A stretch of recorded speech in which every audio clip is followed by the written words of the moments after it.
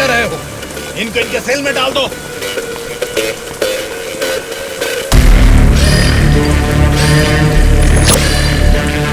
हाँ जेलर साहब। यो बादशाह, तुम और 10 लोगों को भेजोगे ना तो भी जेल में उस दुर्गा को नहीं मार सकोगे। क्या हुआ जेलर साहब? क्या हुआ है? तुमने जिन 10 लोगों को भेजा उन्हें उसने कुत्ते की तरह पीटा।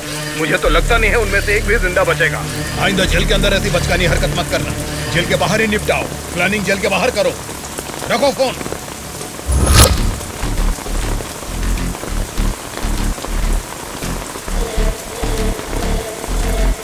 आपने जो यकीन मेरे ऊपर किया था मैं उससे निभा नहीं पाया मैडम।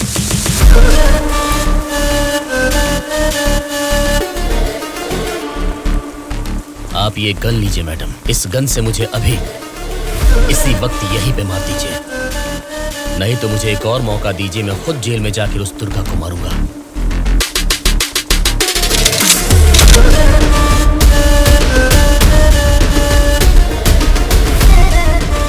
अगले हफ्ते इलेक्शन के रिजल्ट आने वाले हैं। अगर रिजल्ट मेरी फेवर में नहीं आए तब बताऊंगी कि तुम्हें किसको मारना है।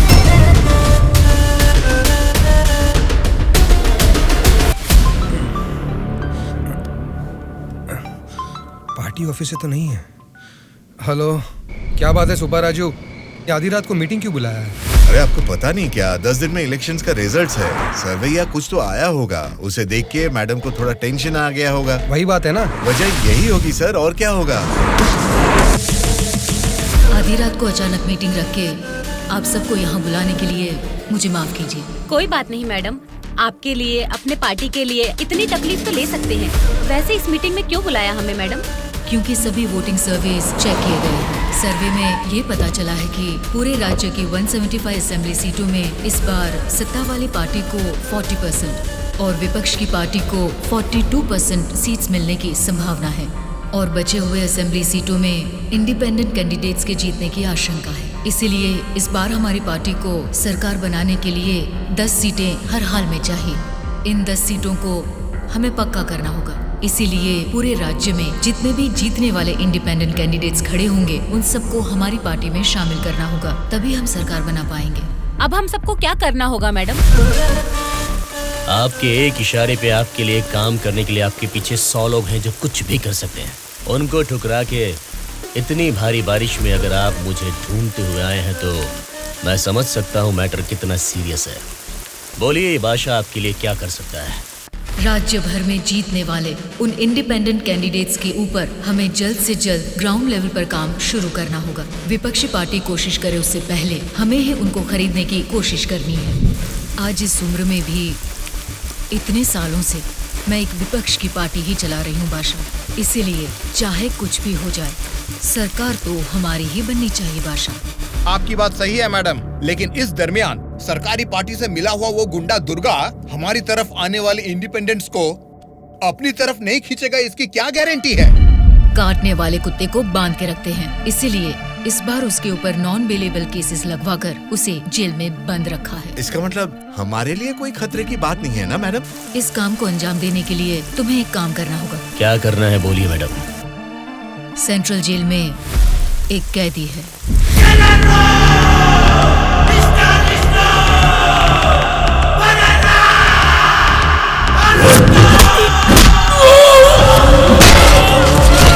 आठ 10 आदमियों को जेल भेजकर उसे मरवाना होगा। नाम क्या है उसका? Durga.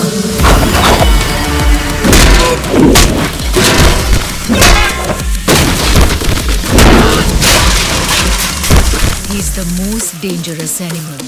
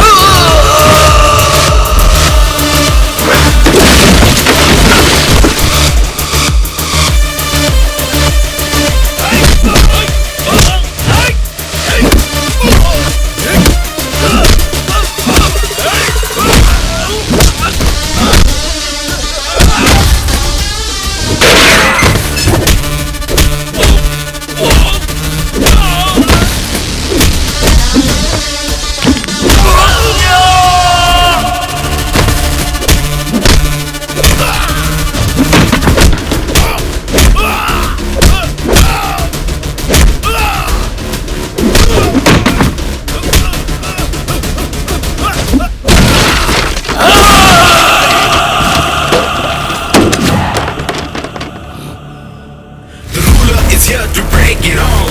Make his own rules, make you fall. You gotta be the change you wanna see. He's gonna be the range you won't believe.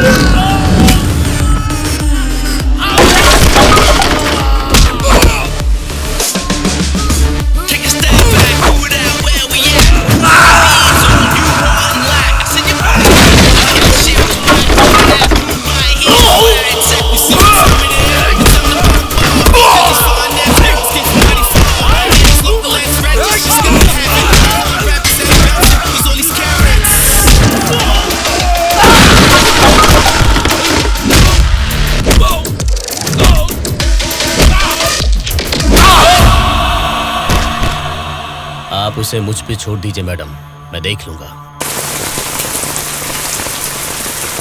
ये जेल है, कोई पबजी खेलने का ग्राउंड नहीं, समझ गया?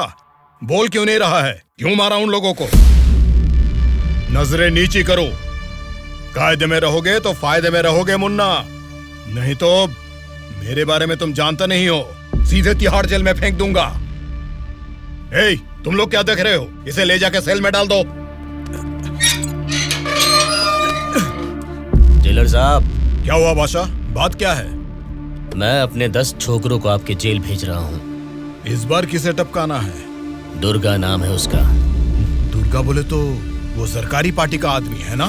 हाँ साहब, वही है। उसको उड़ाने के लिए अपोजिशन वालों से कितना लिया है और उसमें मेरा कमीशन कितना है? हमेशा की तरह आपके अकाउंट में ट्रांसफर हो जाएगा। स्टेट में इस बार भी हमारी सत्ता आने वाली है, इसलिए कल मेरे फार्म हाउस पर आप सबके लिए एक पार्टी रखी है। Hello sir, CM sir. Central jail से जेलर मधुसूदन बोल रहा हूँ सर। आपको एक खास बात बताने के लिए ही मैंने फोन किया। क्या बात है, बोलो। जेल में आए हुए आपके लोगों को मारने के लिए अपोजिशन वालों ने सुपारी दिया है सर। अगर आपको आपके लोगों की जरूरत नहीं है तो मैं बीच में नहीं आऊंगा, लेकिन अगर आपको इनकी जरूरत अभी भी है तो अपनी जान पर खेलकर भी मैं उन्हें बचा लूंगा। अब आप बताइए, आप किन लोगों को मैं बचा लूं या फिर उनके हवाले छोड़ दूं? मुझे जरा 10 मिनट का टाइम दीजिए। ठीक है सर, मैं आपके कॉल का इंतजार करूंगा।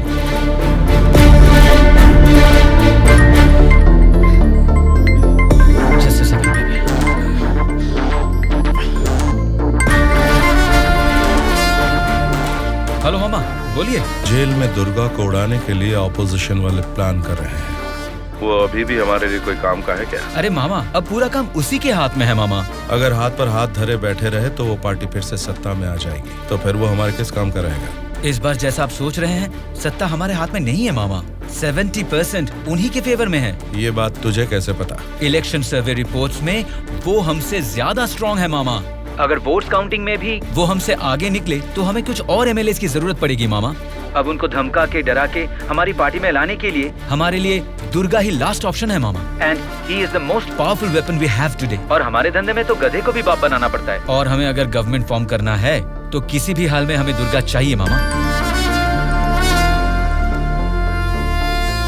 इलेक्शन रिजल्ट जब तक डिक्लेयर नहीं होते, जेल में मेरे आदमी का बाल भी बांका नहीं होना चाहिए। वो सब आप मुझ पर छोड़ दीजिए, मैं देख लूंगा।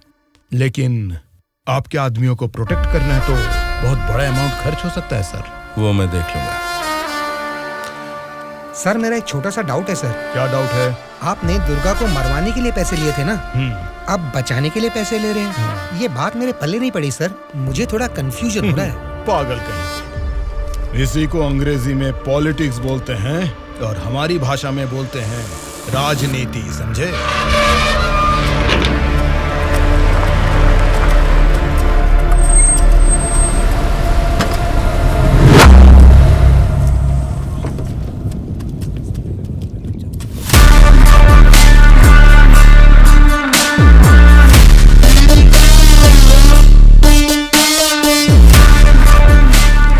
लोग फिर से जेल में आ गए ना। अब लगता है जेल में कोई बड़ा कांड होने वाला है।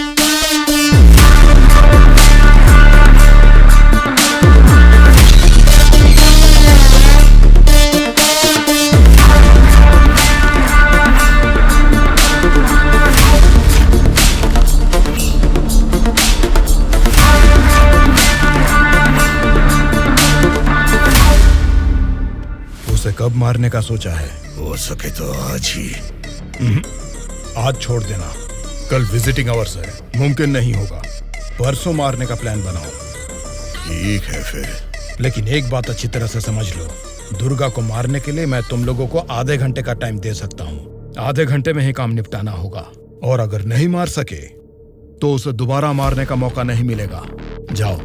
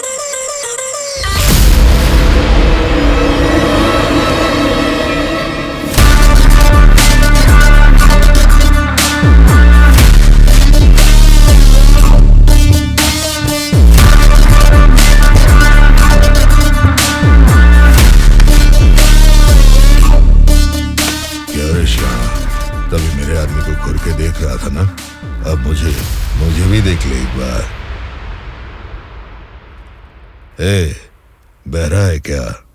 आंखें निकाल कर गोटियां खेलूंगा। बोलना। तेरे से बात करे ला रे, समझ में नहीं आता भाई क्या बोल रहा है। देखना, एक बार देख मुझे।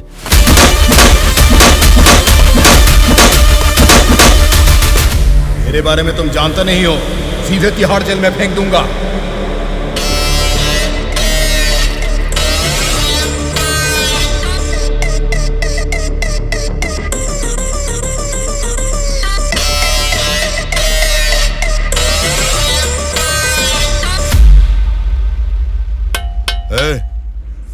तुझसे मिलने कोई आया है?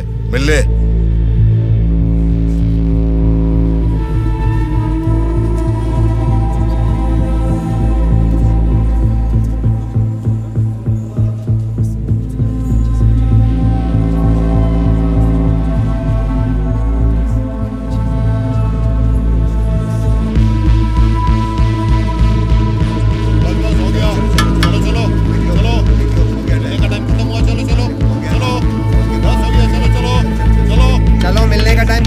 चलो निकलो यहाँ से, चलो टाइम हो गया। चल शिवा तू निकल, मैं बाद में ध्यान रख अपना।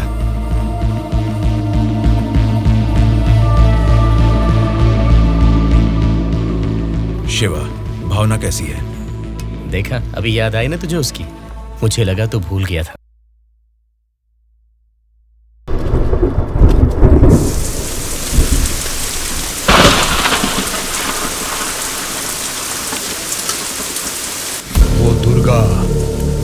वॉशिंग एरिया में है, बिना गड़बड़ किए उसे टपका देना।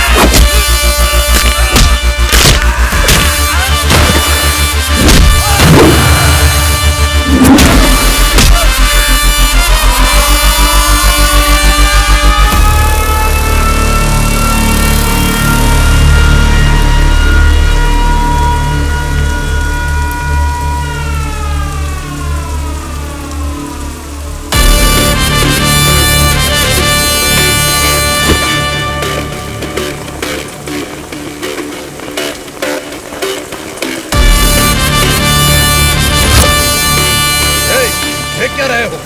इनको इनके सेल में डाल दो।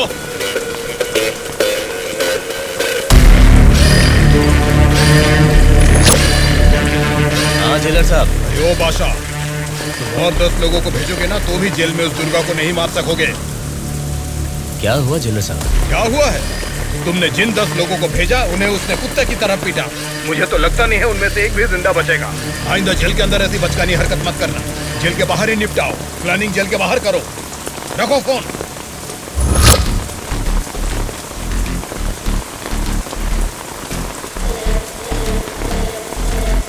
आपने जो यकीन मेरे ऊपर किया था मैं उससे निभा नहीं पाया मैडम।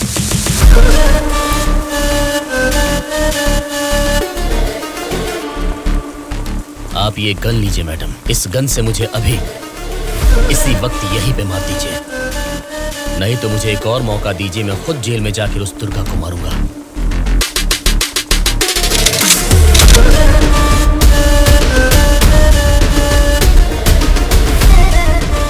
अगले हफ्ते इलेक्शन के रिजल्ट आने वाले हैं।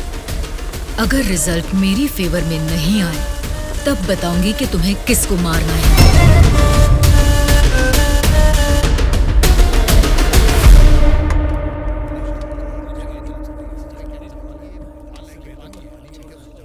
मेरा नाम दुर्गा है। सूर्या। कल मुझे बचाने के लिए थैंक्स।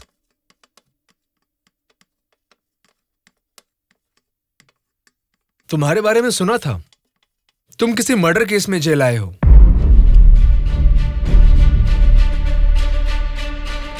सूर्या, अगर तुम मेरे साथ काम करना चाहते हो तो कहो, मैं तुम्हें इस जेल से बाहर निकाल सकता हूँ और तुम्हारे ऊपर जितने केसेस हैं वो सब मिटा सकता हूँ। वो कैसे? मेरी सरकार में अच्छी जान पहचान है। अगर तुम हमारे साथ काम करना चाहते हो तो कहो, हमारी पार्टी सत्ता में आते ही तुम्हारे ऊपर से सारे केसेस हटवा दूंगा। तुम सच में मेरे ऊपर से वो केस निकलवा दोगे तो मैं तुम्हारे साथ मिलकर कुछ भी करने के लिए रेडी हूं। तो आज से हम दोनों फ्रेंड्स। हाँ।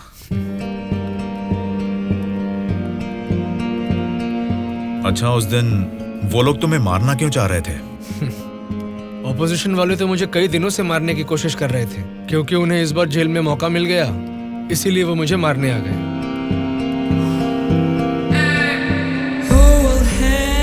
अगर उस दिन वो लोग तुम्हें मार देते तो? क्या होता? जेल में तुम्हारे जैसे अच्छे फ्रेंड को खो देता।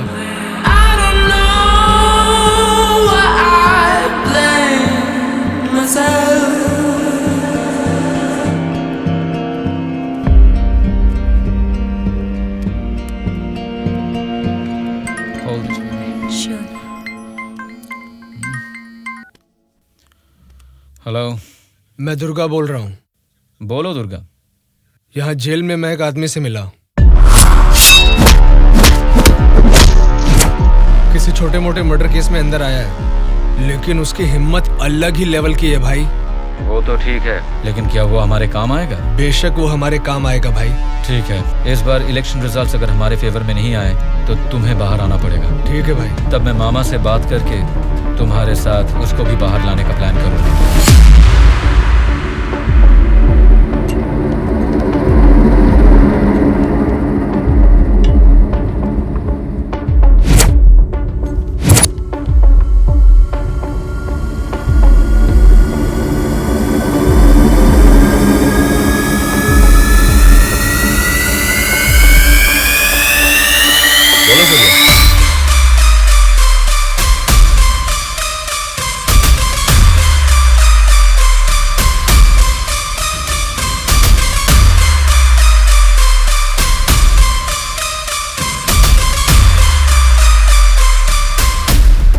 देखो सूर्या, ये सोसाइटी नहीं बदलेगी, ना ही जनता।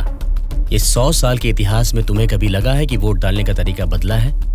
हमें क्या लेना है सूर्या, मेरी बात सुन, ये सब अभी से छोड़ दे। देखो शिवा, जैसा तू बोल रहा है ये समाज नहीं बदला होगा, पब्लिक ने वोट देने का तरीका भी नहीं बदला होगा, लेकिन पब्लिक को पालने वाले नेता लोगों को हमें बदलना है यार। 40 दिन के इंतजार के बाद हुआ पर्दाफाश। जीते हुए उम्मीदवार जश्न मना रहे हैं तो हारे हुए उम्मीदवार उसकी वजह ढूंढने में जुट गए हैं।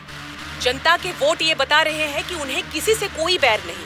दोनों मेजर पार्टियों को इलेक्शन में लगभग एक समान वोट मिले हैं।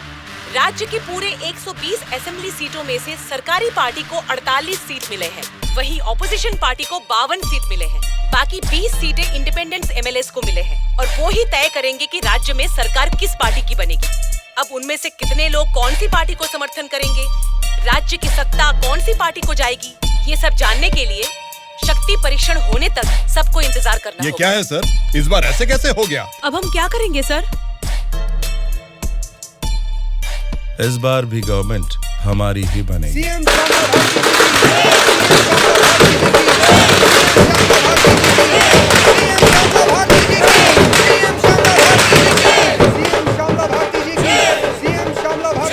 मैडम, इस बार सरकारी पार्टी से आपकी पार्टी लीड में है, इस बारे में आपका क्या कहना है? जनता को अब हमारे ऊपर यकीन आ गया है, इसलिए इस बार हमारी पार्टी लीड में है। Thank you. श्यामला भारती जी की, सीएम श्यामला भारती जी की, सीएम श्यामला भारती जी की, सीएम श्यामला भारती जी की, सीएम श्यामला भारती जी की, सीएम श्यामला भारती जी की, सीएम श्यामला भारती जी की, सीएम श्यामला भारती जी की।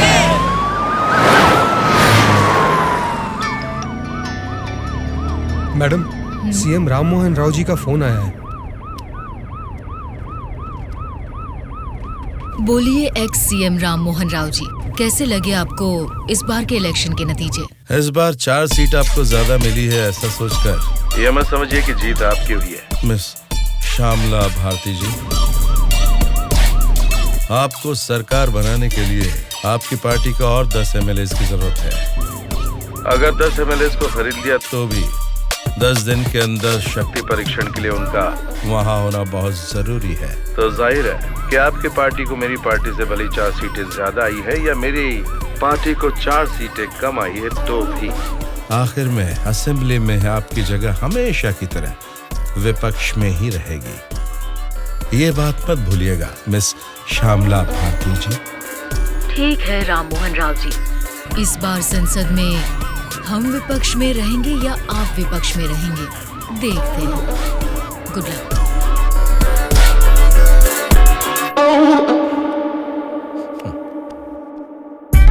ये जानते हुए कि हमारी पार्टी लीड में है, ये राम मोहन राव कॉन्फिडेंटली कह रहा है कि हमारी पार्टी जीत नहीं सकती। इससे ये साफ पता चलता है कि हमारी पीठ पीछे साजिश हो रही है। हम एक लीडिंग पार्टी है, हमें हमारी पार्टी को सत्ता में लाने के लिए उन 20 इंडिपेंडेंस को हमारी पार्टी में लाने का कोई ना कोई तरीका ढूंढना होगा। हमें उन 20 लोगों को जल्द खरीदना होगा मैडम, और उसका केवल एक ही रास्ता है। कौन सा रास्ता? अनंतगिरी में 20 साल से ना हारने वाले कल्याण प्रसाद को हमें सबसे पहले खरीदना होगा मैडम। उसी को क्यों?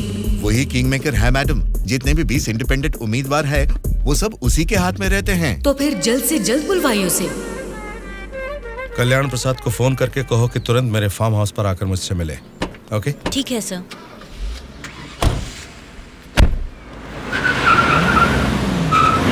लगता है सब लोग आ गए हैं। तेरी वजह से ही लेट है। हाँ रुको रुको। नमस्कार मैडम।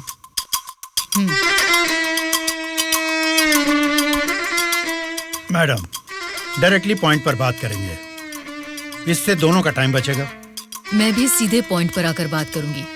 आपके 20 एमएलएस को हमारी पार्टी को समर्थन देना होगा। इसके लिए आपके एक एक एमएलए की कीमत बताइए। एक एक एमएलए ने अपने मतदान क्षेत्र में जीतने के लिए तकरीबन 50 करोड़ रुपए खर्च किए हैं। एक एक एमएलए को 100 करोड़ दे दीजिए।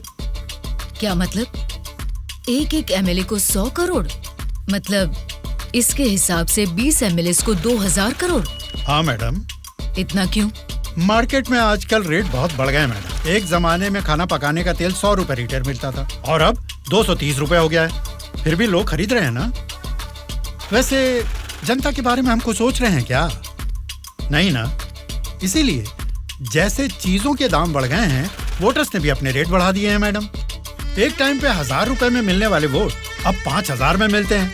यहाँ कोई भी कैंडिडेट को देख के वोट नहीं डालता मैडम, वो वोट डालता है कैश देखकर ही। मतलब आपके एमएलएस को हमारी पार्टी को समर्थन देना है तो आपको 2000 करोड़ देने होंगे। सही कहा? 2000 करोड़ नहीं मैडम। तो फिर? 2500 करोड़। मतलब 2500 करोड़ रुपए? यस। वो 500 करोड़ किसके लिए? वो मेरा कमीशन है मैडम। आपका कमीशन 500 करोड़ है? जी मैडम। मैं आपको कोई प्याज टमाटर थोड़ी ना बेच रहा हूँ। इस राज्य की सत्ता 5 साल के लिए दे रहा हूँ आपको। इसके बदले में एक छोटी सी 500 करोड़ की रकम कमीशन लेने में कोई गलती नहीं है मैडम।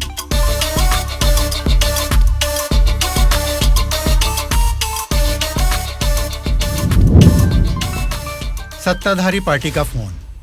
अगर मेरा प्रपोजल आपको जमता है तो फोन काट दूंगा, और नहीं तो इस बार फिर से उन्हीं की सरकार बनेगी। सोच लीजिए। सर, कल्याण प्रसाद जी मेरा कॉल कट कर रहे हैं सर। फिर से ट्राई करो। Okay sir.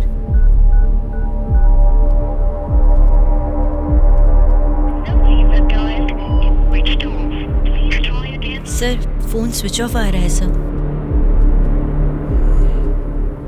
ठीक है, उसे वॉइस मैसेज भेज दो। Okay sure sir. आपने 2500 करोड़ मांगे जो मैं दे रही हूँ। कोई गलती नहीं होनी चाहिए। शक्ति परीक्षण वाले दिन हमारे 20 एमएलए आपके पीछे दुम हिलाते हुए चलेंगे। आप जहाँ साइन करवाएंगी वहाँ करेंगे। अब आप सीएम पद की शपथ लेने के लिए तैयारी कीजिए मैडम। लेकिन उसके पहले हमें एक काम करना है। वो क्या है मैडम?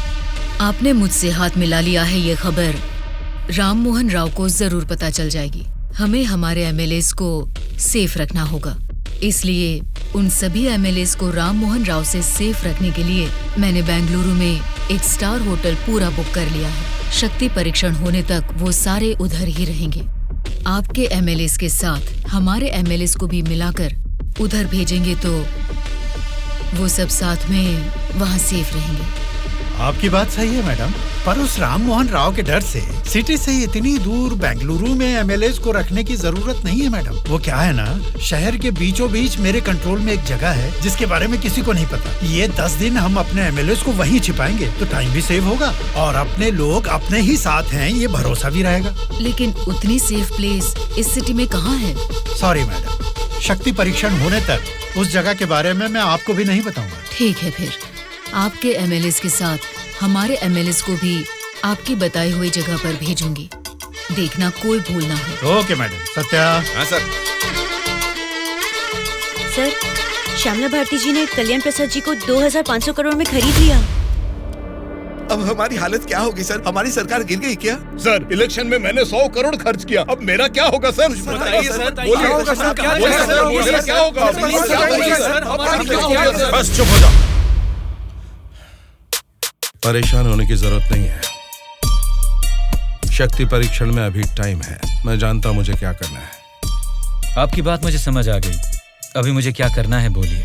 अनऑफिशियली किसी भी हालत में दुर्गा मुझे जेल से बाहर चाहिए, चाहे जितने भी पैसे लग जाएं। तुरंत जेलर से बात करके काम को अंजाम दो। ठीक है मामा, पर एक रिक्वेस्ट है। बोलो क्या है? दुर्गा के साथ एक और आदमी को जेल से बाहर निकलवाना है मामा। कौन है वो? उसका नाम है सूर्या। उसकी गट्स, उसकी हिम्मत, वो अलग ही लेवल की है। हो सकता है, लेकिन किसी भी अनजान आदमी के ऊपर इस तरह से आंख मूंद कर भरोसा कैसे कर सकता है? ये स्टेट गवर्नमेंट का मामला है। अगर कुछ गलत हो गया तो मेरा पूरा पॉलिटिकल करियर खत्म हो जाएगा। मेरा यकीन कीजिए मामा, हमारे गवर्नमेंट को गिरने से बचाने के लिए इस ऑपरेशन में दुर्गा से ज्यादा वो ही एक्टिवली काम करेगा। ठीक है, अगर तुम उसकी इतनी तारीफ कर रहे हो तो काम खत्म हो तो इन दोनों को फिर से जेल में डाल दूंगा। मैं भी उससे जरूर मिलना चाहूंगा।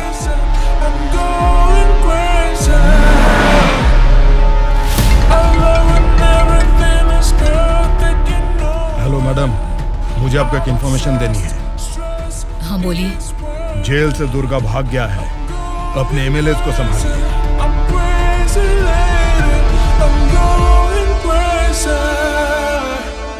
इनको अभी छोड़ के आपने वो पार्टी को इन्फॉर्मेशन क्यों दे दिया सर? वो लोग आपस में लड़के मरेंगे तो ही ना हम जैसे लोग सेफ रहेंगे।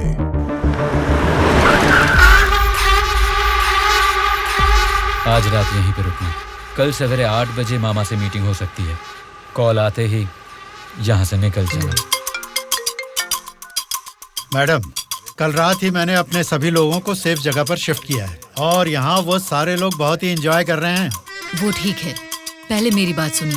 बोलिए मैडम। सरकारी पार्टी वाले जेल से उस दुर्गा को बाहर लेकर आए हैं, ये इन्फॉर्मेशन आई है। मैं नहीं जानती तुम क्या करोगे। हाँ? लेकिन हमारे सभी एमएलए सेफ रहने चाहिए। मैडम, दुर्गा जैसे 10 लोग भी जेल से बाहर आ जाए ना, तो भी हमारे एमएलए कहाँ है पता लगाना मुश्किल है। फिर भी सामने वाली पार्टी प्लान कर रही है तो इसका मतलब हमें संभल के रहना है। आप टेंशन मत लीजिए, शक्ति परीक्षण होने तक उनको ही नहीं, आपको भी आपके एमएलए कहाँ है पता नहीं चलेगा। ऐसा प्लान किया है। ठीक है, जो भी करो संभाल कर।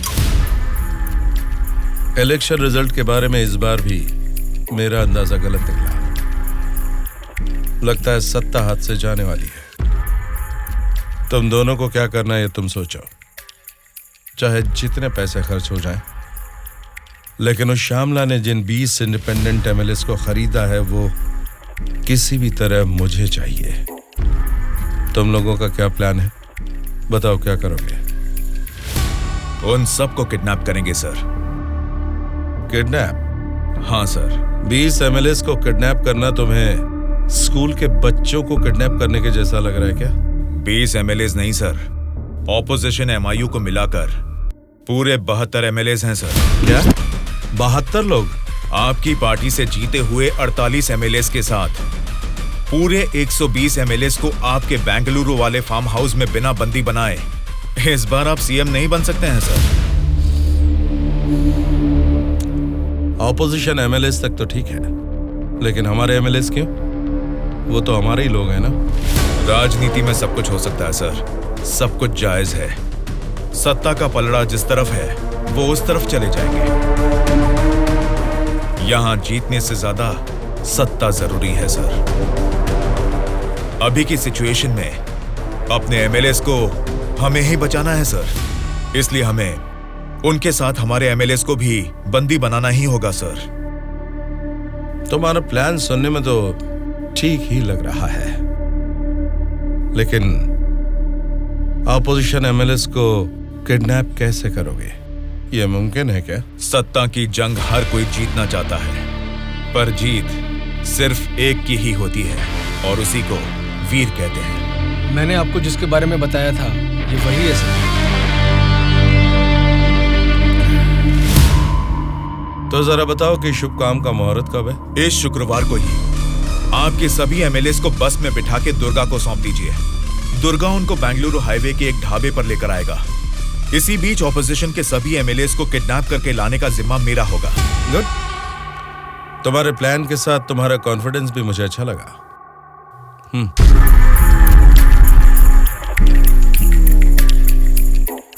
इस बैग में 2 करोड़ है, इसे सिर्फ एडवांस ही समझो।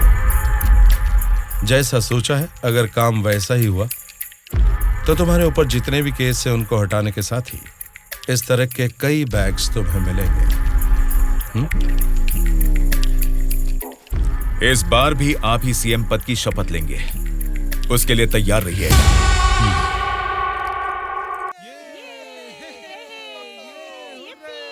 कल्याण प्रसाद के फोन का लास्ट कॉल लोकेशन कल रात 11 बजे का गुलजार हाउस में दिखा रहा था। तभी से लेके अब तक वो किसी के टच में नहीं है।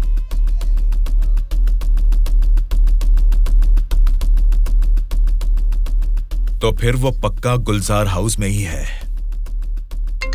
हाँ बोलो। मैडम, आपके लिए एक बैड न्यूज है। गुलजार हाउस में ठहरे हुए आपके सभी एमएलएस को सत्ता वाली पार्टी के लोग किडनैप करने की कोशिश कर रहे हैं। आप फौरन उनको वहां से कहीं और शिफ्ट करवाइए, नहीं तो सीएम नहीं बन पाएंगी। लेकिन तुम कौन हो? आपका हितैषी हूं।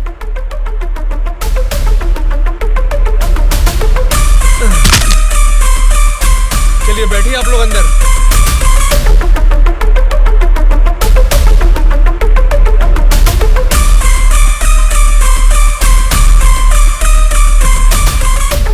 बोलिए मैडम। कहाँ हैं आप? मैं नहीं बता सकता। मैं सीरियसली कुछ पूछ रही हूँ, उसका सीधा जवाब दीजिए। मैं भी सीरियसली ही बोल रहा हूँ मैडम, नहीं बता सकता। आप सब गुलजार हाउस में हैं, ये बात मैं अच्छी तरह से जानती हूँ। वो कैसे मैडम? गूगल मैप पे भी सर्च करने पर इस जगह के बारे में किसी को पता नहीं चलता। सिर्फ मुझे ही नहीं बल्कि सरकारी पार्टी वालों को भी पता है कि आप सब कहाँ छुपे हो। अब क्या करें मैडम? उनके वहाँ पहुँचने से पहले निकलो वहाँ से और अपने साथ सभी एमएलएस को वहाँ से शिफ्ट कर दो। लेकिन अभी के अभी इतने एमएलएस को कहाँ शिफ्ट करेंगे मैडम? मैं बस भेज रही हूँ, मेरे बैंगलोर वाले रिसोर्ट में शिफ्ट हो जाओ। समझ गए तुम? समझ गया।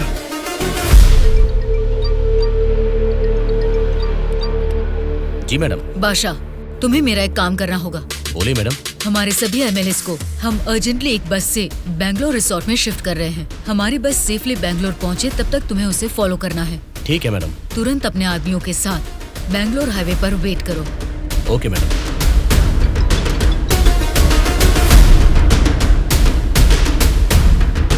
हेलो मैडम, मैं ट्रैवल एजेंसी का बस ड्राइवर बोल रहा हूँ मैडम। कहाँ पहुँचे तुम? मैं बिल्कुल सही लोकेशन में पहुँच गया हूँ मैडम। ठीक है, हमारे लोग वहाँ आएंगे, वेट करो। ठीक है मैडम।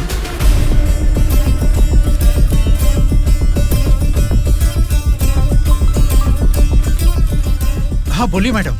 बस आ गई है, आप सब तुरंत वहाँ से निकल जाइए। ठीक है मैडम। बस आ गई है, चलिए सब लोग बस में बैठिए।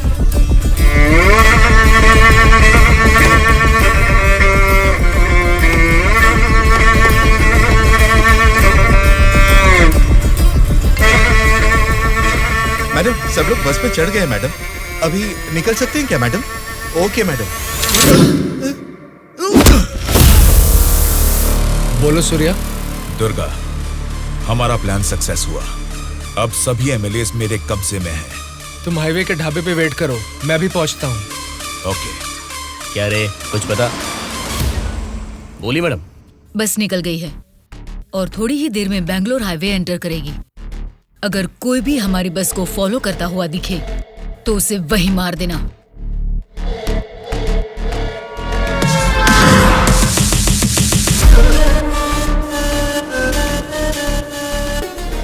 मैडम, हमारे एमएलएस की बस अभी सामने से क्रॉस हो गई है। तुम ध्यान से हमारी बस को फॉलो करना, ठीक है? ठीक है मैडम। ए चलो रे।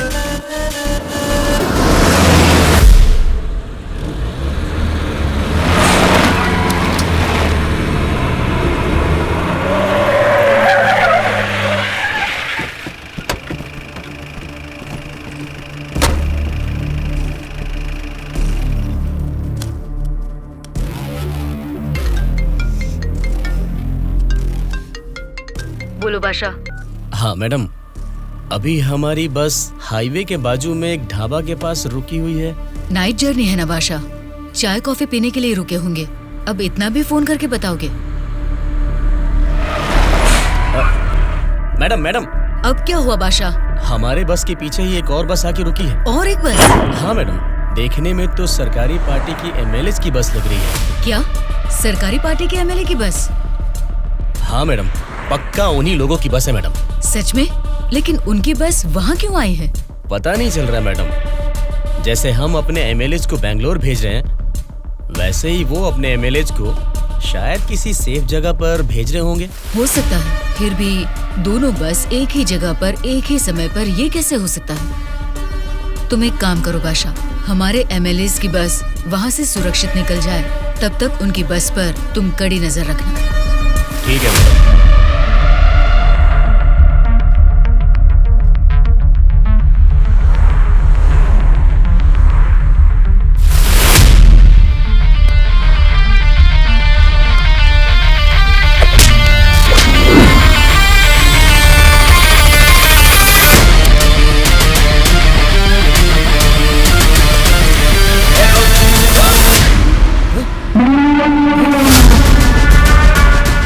बोलो बादशाह। हमारे बस ड्राइवर ने सरकारी पार्टी के बस ड्राइवर दुर्गा को मार के उनकी बस को भी हमारे बस ड्राइवर ही ड्राइव करके ले जा रहे हैं मैडम।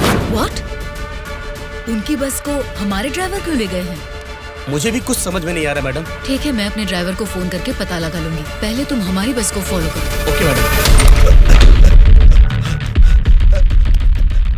Hello madam. अनवर, क्या कर रहे हो तुम लोग? कुछ लोग आके मुझे मार के हमारी बस को लेके गए मैडम। बोली मैडम। बादशाह, वो लोग अपने ड्राइवर नहीं हैं, कोई क्रिमिनल्स हैं। उनका पीछा करो। Stop them right now. ठीक है मैडम।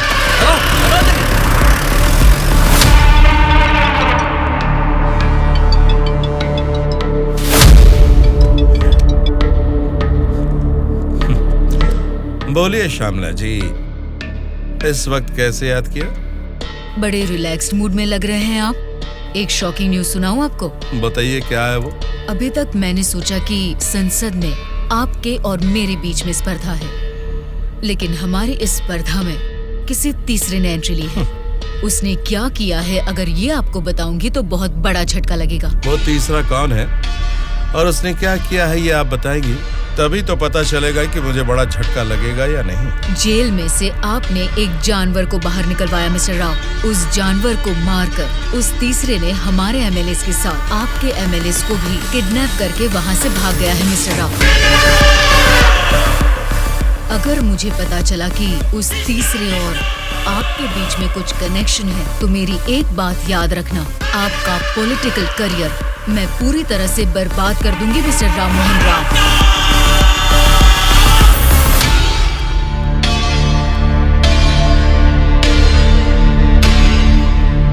क्या हुआ मामा? उस दुर्गा को कॉल कर।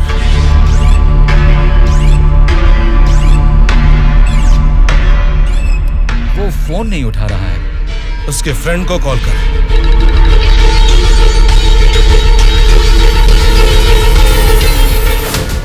मेरे पॉलिटिकल करियर में ये फर्स्ट टाइम है जब मैंने किसी पर यकीन करके धोखा खाया।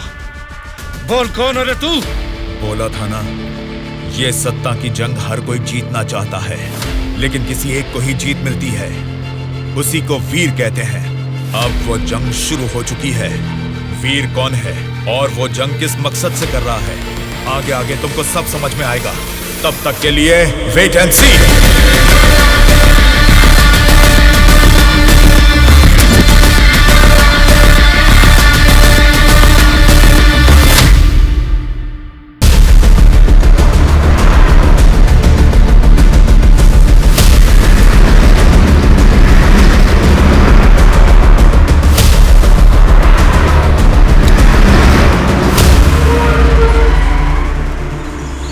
ये कौन सी जगह है? बेंगलुरु रिसोर्ट बोले थे, गलती से किसी और रूट में तो नहीं आ गए? घना जंगल लग रहा है ये तो।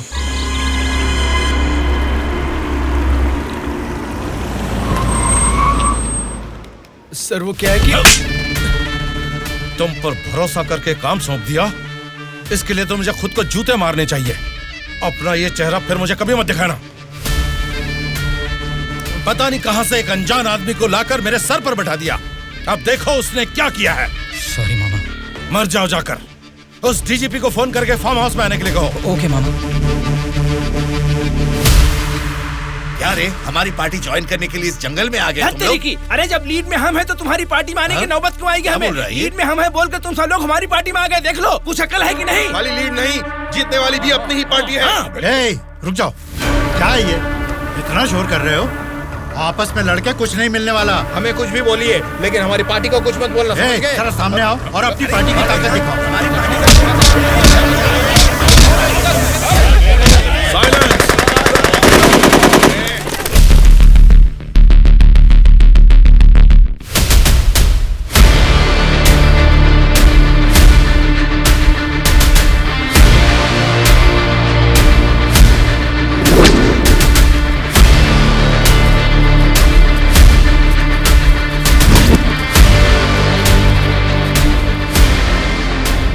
क्या सोच रहे हो? जैसे जी में आ रहा चिल्ला रहे हो, अपनी मर्जी से आपस में लड़ रहे हो। ये तुम्हारी असेंबली नहीं है, ये जंगल है। मेरा जंगल, मेरा जंगल, मेरा जंगल। यहाँ कोई स्पीकर नहीं होगा, माइक नहीं होगा, ना ही वॉकआउट होगा। हम सब हाईवे से तकरीबन 250 किलोमीटर की दूरी पर घने जंगल में हैं। बेटा, तुम लोग नक्सलाइस्ट हो, माओइस्ट हो, टेररिस्ट हो, कौन हो बेटा तुम लोग? वो सब कहां से पैदा हुए हैं? तुम जैसे लोगों की गलती से ही वो लोग पैदा हुए हैं। बेटा, तेरी बात मैं मानता हूँ, लेकिन मैं शुगर पेशेंट हूँ। टाइम पर खा के अगर मैंने दवा नहीं लिया तो मेरी बॉडी कांपने लग जाती है बेटा। तुम हेल्थ मिनिस्टर हो ना? हाँ बेटा। तुम्हारे पास बड़े हॉस्पिटल्स हैं, फिर भी तुम्हें ये सब बीमारियां हैं, तो तुम पब्लिक का भला कैसे करोगे? बेटा, हमारे पेट में चूहे दौड़ रहे हैं, पहले कुछ खाने के लिए तो दे दीजिए।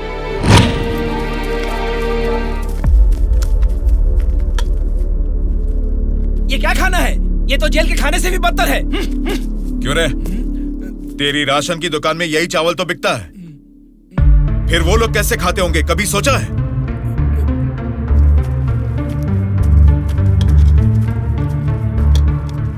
बस बेटा बस, चावल खाने में कमी ही करनी चाहिए, ज्यादा नहीं खाना चाहिए। अच्छा, तो फिर इतनी जायदाद कैसे बना ली? उसमें भी तो कमी कर सकते थे, पर उसमें तो करोगे नहीं। देखो बेटा, तुम्हारी बातें और करतूतें तो कमाल की हैं, लेकिन कमी है तो बस चेहरा नहीं दिखाया तुमने। जरा वो भी दिखा दो। तुझसे देखा नहीं जाएगा। बाप रे, इतना डरावना है तुम्हारा चेहरा? तो फिर देखो। हाँ तो फिर दिखाओ ना।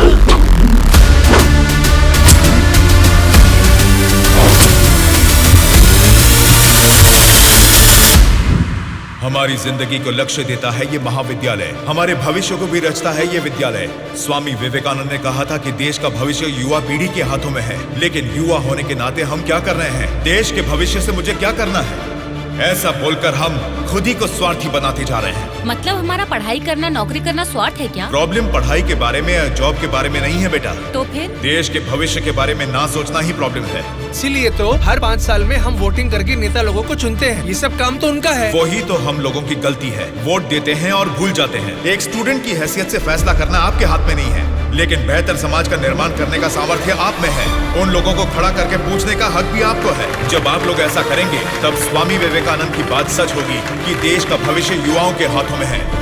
जाल खरीदने के लिए पैसे देंगे, नाव खरीदने के लिए लोन देंगे। तुमसे यही वादा इलेक्शन से पहले किया गया था ना, लेकिन अब सत्ता में आकर 4 साल होने के बाद भी एक भी वादा पूरा नहीं किया। इसको आप कब तक सहेंगे और कितने दिन भुगतेंगे? इन एमएलएस को जीतने दीजिए और सवाल कीजिए।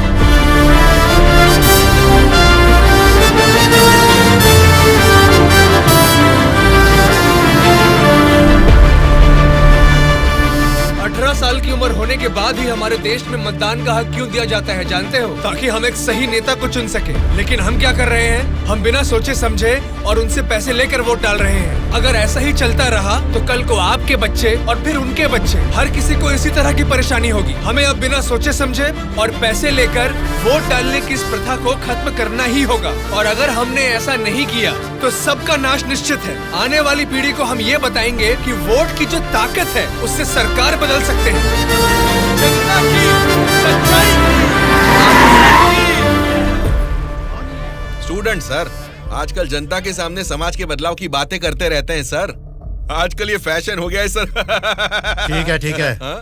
उसके भाषण की वजह से अपनी इमेज डैमेज नहीं होनी चाहिए। सर, हमें उनकी परवाह नहीं करनी चाहिए। वो लोग कुछ प्रॉब्लम नहीं करेंगे सर। अपने किसी आदमी को बोलो इन पर जरा नजर बनाए रखें। Okay sir. दिल्ली से आते ही इनके बारे में कुछ करेंगे। क्या बताऊं बेटा, इस गांव की समस्या वैसे की वैसी ही है। हमारी समस्याओं को सुनने के लिए कोई वार्ड मेंबर नहीं आता है। सरपंच को तो दिखा ही नहीं, कॉर्पोरेटर काम नहीं करता, और एमएलए के लिए क्या बताऊं, 4 साल पहले हमने उनको जिताया, वो तो ऐसे गायब हुए जैसे गधे के सर से सिंह। उनसे मिलने जाओ तो लात मार के भगा देते हैं।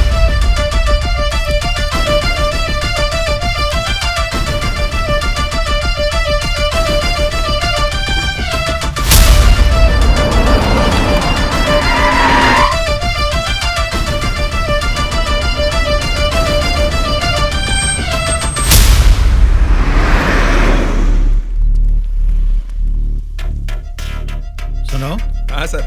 हम बगल वाली स्टेट में गए थे ना? हाँ सर। तो ये यूएस गए थे, ऐसा फ्लेक्सी क्यों लगा है? हाँ सर। चलो लगे रहने दो सर। फोटो अच्छी है। लगाया किसने इसको? और कौन सर, वो स्टूडेंट्स ही हैं।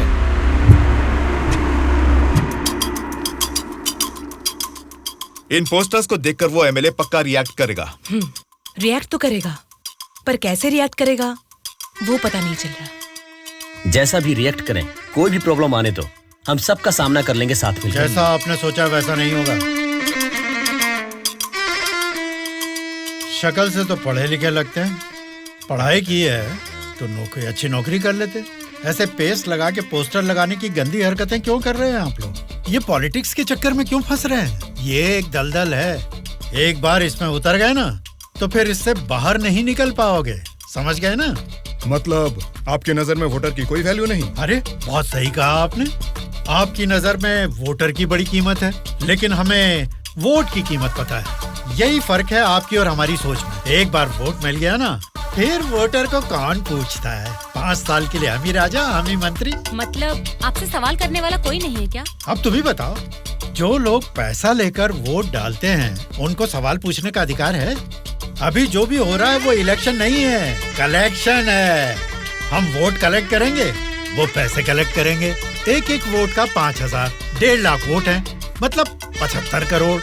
उसके साथ दारू, बिरयानी, नाच गाना, पोस्टर, पब्लिसिटी, इनके अलावा हमारे नेता को मिलने वाले गिफ्ट्स, बाप रे, तकरीबन 150 से 200 करोड़ खर्च होता है। अब इस खर्चे को प्रॉफिट में बदलना है, 200 करोड़ का 1000 करोड़ बनाना है। ये सब करने में ही 5 साल निकल जाएंगे, फिर जनता की सेवा करने का टाइम कहाँ रहेगा?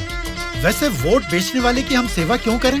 उसको पूछने का हक नहीं है, क्योंकि उसने तो अपना वोट बेच दिया है। इसलिए मैं तुम लोगों को आखिरी बार बोल रहा हूँ, सड़क छाप गुंडागर्दी से जिंदगी शुरू की थी, अब स्टेट मिनिस्टर हूँ। मुझे फिर से गुंडा बनने पर मजबूर मत करो। इलेक्शन नजदीक आ रहे हैं। पिछली बार वोट के लिए 5000 मांगे थे, इस बार 10,000 मांगेंगे।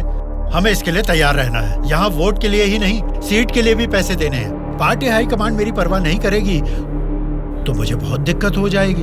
मेरे रास्ते से हट जाइए। इसके बावजूद भी अगर किसी ने रोका तो तुम सबकी डेट ऑफ बर्थ तो अलग अलग है, लेकिन डेट ऑफ डेथ एक हो जाएगी, याद रखना। चलता हूँ। डार्लिंग, सब अच्छा ही हुआ है। टी स्टेट का एडवांस दे दिया है। अगले महीने इलेक्शन है, उसके बाद रजिस्ट्री होगी। ऊटी टी स्टेट की तुम ही मालकिन हो। तुम्हारा सर देखो। आपकी नजर में वोटर की बड़ी कीमत है, लेकिन हमें वोट की कीमत पता है। एक बार वोट मिल गया ना, फिर वोटर को कौन पूछता है? 5 साल के लिए हम ही राजा, हम ही मंत्री। आज की ब्रेकिंग न्यूज, हम आपके सामने एमएलए कल्याण प्रसाद जी की बेईमानी का खुलासा करने वाले हैं। टीवी देखिए सर। जो लोग पैसा लेकर वोट डालते हैं उनको सवाल पूछने का अधिकार है। अभी जो भी हो रहा है वो इलेक्शन नहीं है, कलेक्शन है। तो तुम सबकी डेट ऑफ बर्थ तो अलग अलग है, लेकिन डेट ऑफ डेथ एक हो जाएगी, याद रखना। खुद कल्याण प्रसाद जी के मुंह से ये बातें सुनने के बाद उन्हें मिनिस्टर के पद से ही नहीं, बल्कि पार्टी के हाई कमांड ने उन्हें पार्टी से भी सस्पेंड कर दिया है। आपको बिना बताए पद से निकाल दिया, ये तो नाइंसाफी है सर। क्या नाइंसाफी है रे? हाँ, मैं एक बड़ा बदमाश हूँ, ऐसा ही बोलकर इन्होंने वीडियो में मान लिया। सब लफंगे लोगों के ये बड़े नेता हैं। लो खाओ, सब ठूसो। और काम भी क्या है? खाना और सोते रहना, और बचा ही क्या है? बाप रे बाप, कितने सपने दिखाए थे। ऊटी में टी स्टेट लूंगा, कर्नाटक में कॉफी स्टेट लूंगा, अगली इलेक्शन में जीतूंगा तो मैं होम मिनिस्टर बनूंगा, तुम होम मिनिस्टर की बीवी बनोगी, बाद में सीएम और मैं सीएम की बीवी। क्यों जी, तुम तो मुझे सीएम की बीवी बनाना चाहते थे, तुम तो खुद ही सीएम नहीं बन पाए। अभी देखो नालायक की बीवी बनकर बैठी हूँ यहाँ पर। मैं सोच रही थी सीएम की बीवी बनने के लिए क्या करना पड़ेगा। देखते क्या हो जी, बताओ ना क्या करना है। बहुत बोल चुके हो, आप जाओ।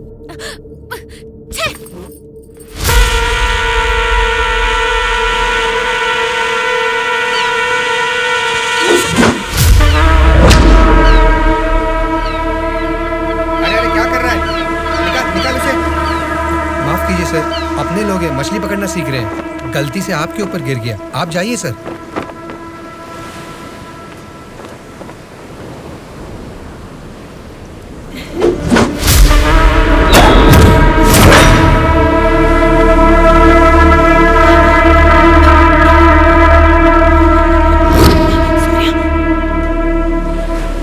सॉरी सर, मछली पकड़ते समय समुंदर में सब मछलियां तो नहीं पकड़ सकते ना सर।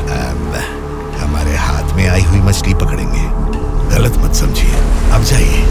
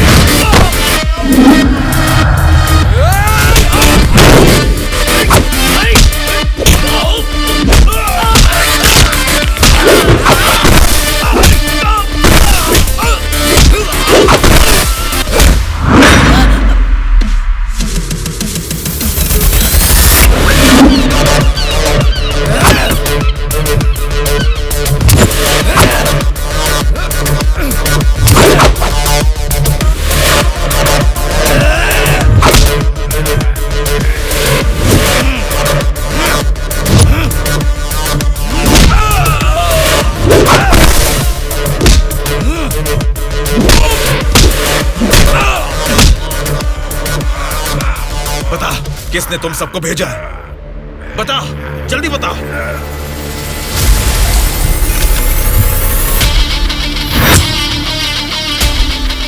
इतना हैरान क्यों है? मरा हुआ आदमी तेरे सामने जिंदा कैसे खड़ा है, यही सोच रहा है ना तू? मुझे मारना तेरे बस की बात नहीं है, ना ही तेरे बाप से हो पाएगा। वोट देना हर एक का हक है, उसे पैसे देकर मत खरीदो। एमएलए एक रिप्रेजेंटेटिव होता है जो लोगों की समस्याओं को सरकार के पास लेकर जाता है, बल्कि ये नहीं कि वो उस क्षेत्र का राजा बनकर बैठे। जस्ट एक कर्मचारी है। तुम सब कुछ भूल गए हो, इसलिए याद दिलाने के लिए पोस्टर्स लगाए, लेकिन तुम तो समझ ही नहीं पाए। अब तक तो तुम्हें ही बदलने के बारे में सोचा था, इस चुनाव क्षेत्र के एमएलए को बदलने के बारे में नहीं। लेकिन अब बदलूंगा।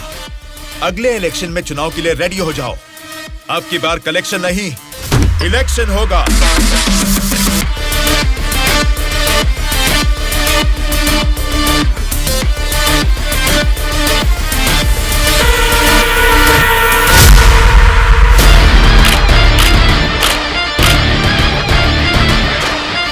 Vote for Vinay, vote for Vinay. इसका नाम विनय है। अब हमारे चुनाव क्षेत्र से इंडिपेंडेंट उम्मीदवार के रूप में कल्याण प्रसाद जी के सामने खड़ा हो रहा है। यही पैदा हुआ है, आपकी तकलीफें जानता है, पैसे देकर आपका वोट नहीं खरीदेगा, लेकिन आपके द्वारा डाले गए हर एक वोट को इंसाफ दिलाएगा। इसे जिताकर तुम सब जीतना चाहते हो, या फिर उस कल्याण प्रसाद को वोट डालकर अगले 5 साल के लिए गुलाम बनकर जीना चाहोगे? ये आपकी मर्जी है। भैया, अभी तक पैसे लेके वोट देते थे, लेकिन अब भले काम के लिए वोट देंगे हम। अभी तक हमें कोई ऐसा नहीं मिला जो हमारा साथ दे। आप खड़े हो भैया, इस बार हम वोट आप ही को देंगे।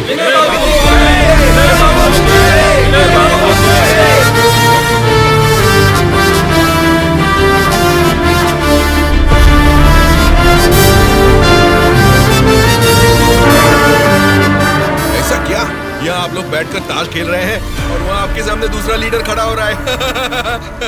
देखो, पैसे लेकर वोट डालने वाली जनता के रहते हैं, इनकी परवाह नहीं करनी है। आपका बोया हुआ पेड़ आपको ही छांव देगा। आपका डाला हुआ वोट भविष्य का फैसला करेगा। अब किसे वोट देना है ये आप ही तय कीजिए।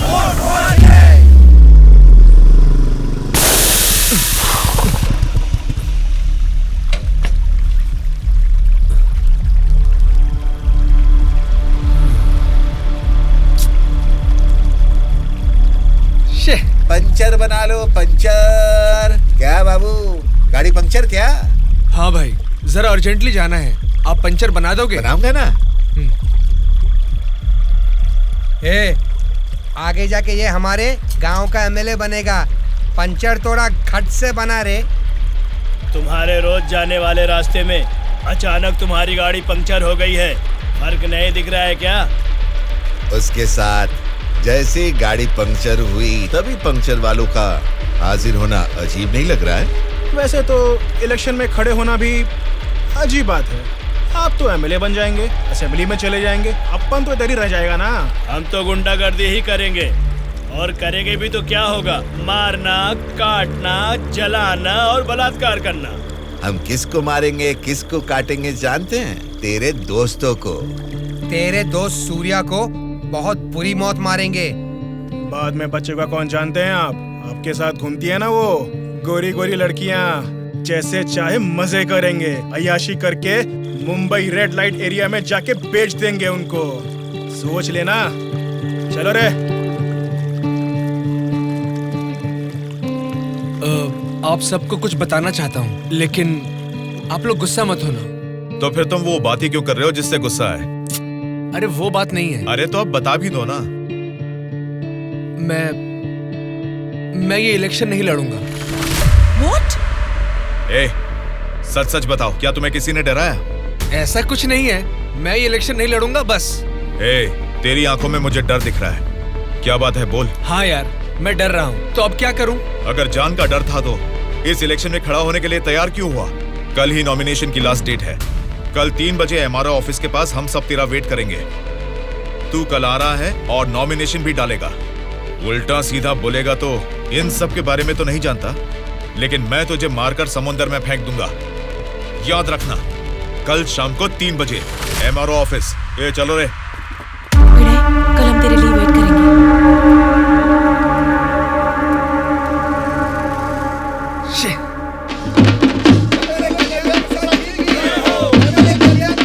पता नहीं कहाँ रह गया। अपने आप को समझता क्या है वो? Phone is not reachable, message भी नहीं जा रहा।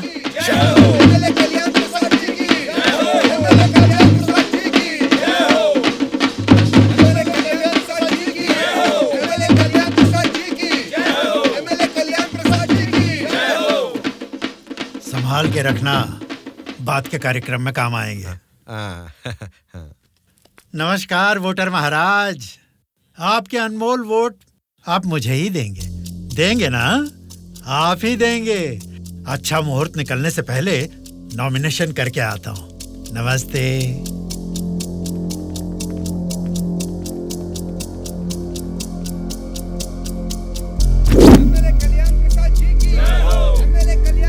विनय को फिर से कॉल करो। इतना टाइम हो गया, अभी तक नहीं आया। छोटे भाई, आपका कैंडिडेट अभी तक नहीं आया ना? राहु काल शुरू हो चुका है।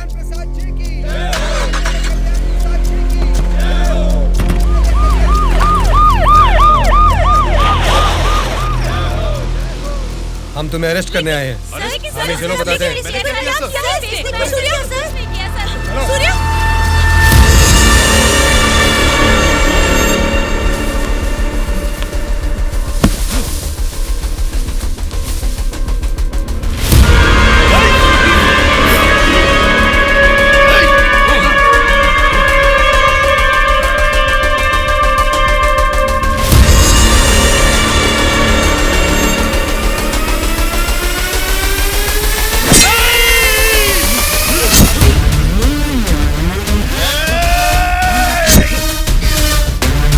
क्या हो रहा है सर?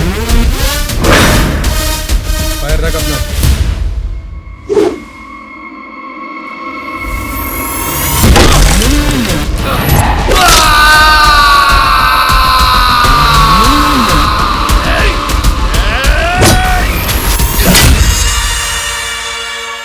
पकड़ रहे इसे।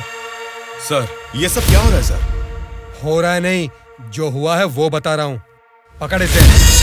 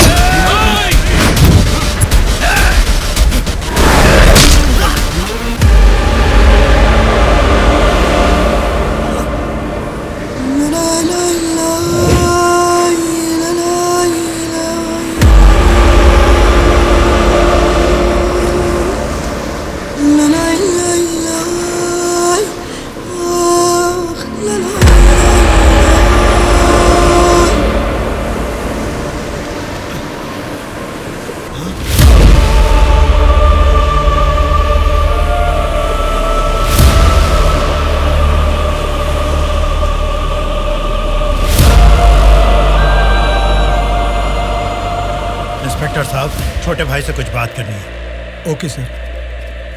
छोटे भाई, खुद को ही अकलमंद समझते हो, तुम्हारे रेंज की नहीं है, फिर भी मेरी थोड़ी सी अकल है। तुम्हारे इस्तेमाल किए हथियार को मैंने भी यूज किया, सोशल मीडिया। कल ही नॉमिनेशन की लास्ट डेट है। तू कल आ रहा है और नॉमिनेशन भी डालेगा। उल्टा सीधा बोलेगा तो, लेकिन मैं तुझे मारकर समुद्र में फेंक दूंगा। छोटे भाई, पॉलिटिक्स मतलब एक ऐसा समंदर जिस पे सफर के लिए शिप चाहिए या तो फिर बोट। तुमने खाली हाथ तैरना चाहा तो बीच समंदर में डूब जाओगे। तेरे जैसे नालायक को ही बोट और शिप की जरूरत पड़ती है, मुझे जरूरत नहीं है। मैं तुझे पीछा करके शिकार करके पकड़ूंगा, क्योंकि मैं एक शार्क हूँ, समझा? वो सही में शार्क निकला। पीछा किया, शिकार किया, और अब क्या करेगा? हे, चलो रे यहाँ से। हाँ, चलो चलो जल्दी चलो। निकलो। हाँ, चलो जल्दी चलो। कुछ भी कहो यार, मौसम तो बहुत लाजवाब लग रहा है। पेट में बहुत गड़बड़ है, लगता है इधर ही बैठ के आ जाएगी। भाई, इस उम्र में भी तू टाइम पे हल्का हो जाता है, मतलब तेरा हेल्थ तो एकदम सुपर है मेरे भाई।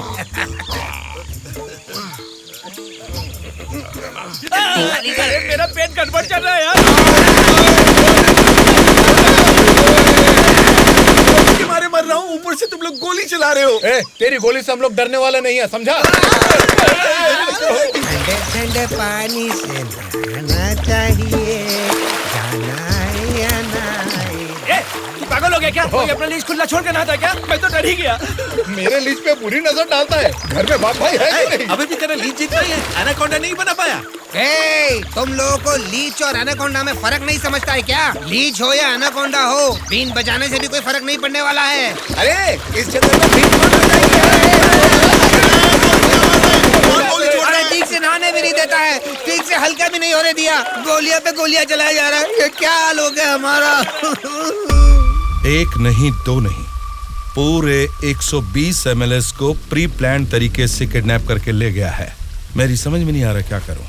ये सब मैंने किया है। ये बात अगर जनता या मीडिया को पता लगी तो इतने साल की मेहनत से बना मेरा पॉलिटिकल करियर बर्बाद हो जाएगा। आप फिक्र मत कीजिए सर, ये हम पर छोड़ दीजिए। किडनैपर्स से सारे एमएलएस को कैसे सुरक्षित लाना है ये मुझ पर छोड़ दीजिए। किरण सर, ध्रुवा कहाँ है पता करो और तुरंत मेरे ऑफिस में आने के लिए कहो, तुरंत। Okay sir. मैं चलता हूँ सर।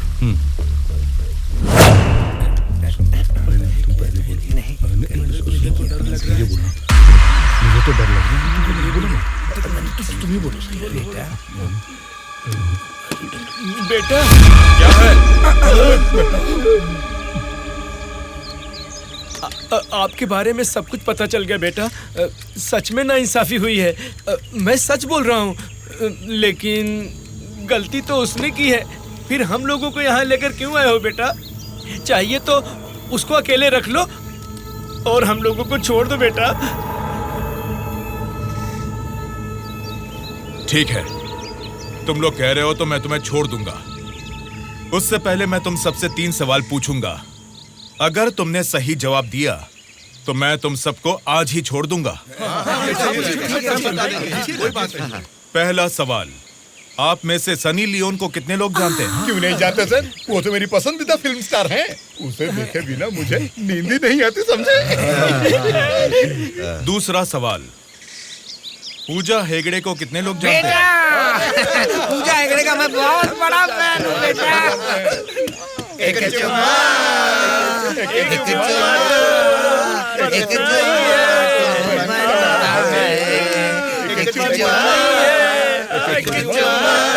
बेटा एक दूसरा गाना सुनाता हूँ, सुनो तुम।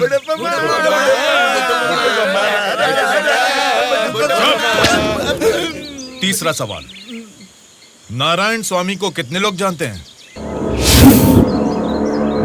भाई नारायण स्वामी ना, उनका व्रत मैं हमेशा रखता हूँ। तुम सनी लियोन को जानते हो?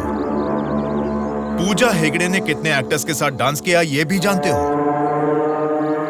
लेकिन जनता के लिए अपनी जान भी कुर्बान करने वाले नारायण स्वामी को नहीं जानते। कौन है बेटा वो? कोई देवता है क्या? हाँ, देवता ही है, लेकिन मंदिर में रहने वाला देवता नहीं, जनता के दिल में रहने वाला देवता, नारायण स्वामी।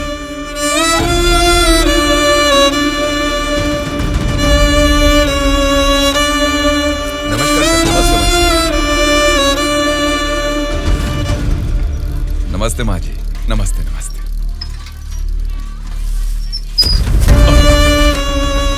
ये क्या किया बहन जी? क्या देख के पता नहीं चल रहा? कचरा है। हाँ वो तो पता चल रहा है, लेकिन कचरे की सही जगह तो कूड़ेदान होती है ना। तो आपने ये कचरा कूड़ेदान में डालने की बजाय यहाँ सड़क पर क्यों फेंक दिया? हमेशा कूड़ेदान में ही डालती हूँ, आज ही जस्ट मिस हो गया। वो अच्छा, अंग्रेजी बोलना जानती हो, लेकिन ये नहीं जानती कि कचरे को कूड़ेदान में डालना चाहिए। ये सब करने से ही बीमारियां फैल रही हैं और इंसान बीमार होते जा रहे हैं। जरा उधर देखिए, कूड़ेदान में पूरा कचरा भरा हुआ है। उसे निकालने वाला म्युनिसिपैलिटी से कोई भी दिखाई नहीं दे रहा। एक हफ्ते से बोल रहे हैं कि आएंगे, लेकिन अभी तक कोई नहीं आया। और तुम कह रहे हो कि मेरे कचरा फेंकने से बीमारी आ जाएगी? हाँ? तेरी बात से ना दुनिया बदले, तेरी चीख किसी तक ना पहुँचे, नाराज न तेरा बल ही है तेरा साथी, दब के न रहो, विश्वास है तेरी डोली, डर के न रहो, उम्मीदें तेरे दिल में उठ के न रहो, जज्बात है तेरे रग में। Hello, municipality office. कौन बोल रहे? नारायण स्वामी जी है क्या? अरे आपको कैसे पता चला? फोन में कैमरा लगाया हुआ है क्या? वो कुछ नहीं सर, हमारी गवर्नमेंट ऑफिस में जब लैंडलाइन बजती है तो वो आप ही का फोन होता है सर। बोलिए। सौंदर्य कॉलोनी में कूड़ेदान पूरा भर गया है बेटा, सारी कॉलोनी में बदबू फैल रही है, इसे जल्द से जल्द साफ करो। ओ ऐसा क्या? उसे साफ करने का काम हमारा नहीं है, प्राइवेट वालों को कॉन्ट्रैक्ट दिया है। क्या कहा? कचरा उठाने का काम भी प्राइवेट लोगों को दे दिया है? तो फिर आप क्या कर रहे हैं? आप जैसे लोगों के सवालों का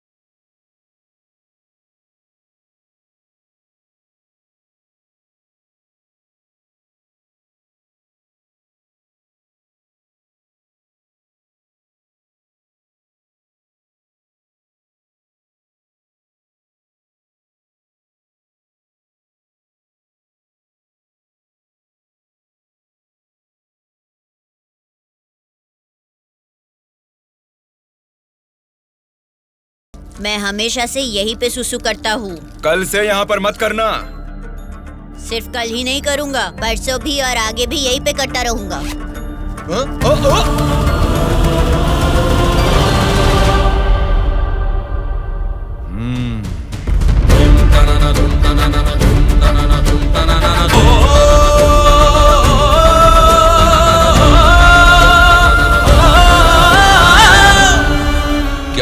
क्यों नहीं पेशाब किया?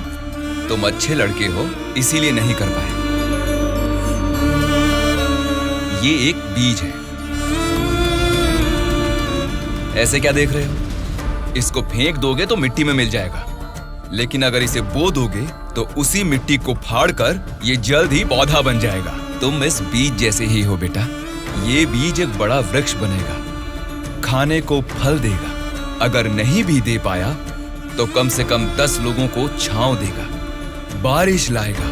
अगर तुम इसे बो दोगे तो ये बीज बड़ा होके तुम्हारे बाद भी तुम्हारा नाम रोशन करेगा। अब इसे बोना है या फेंक देना है, तुम्हारी मर्जी है।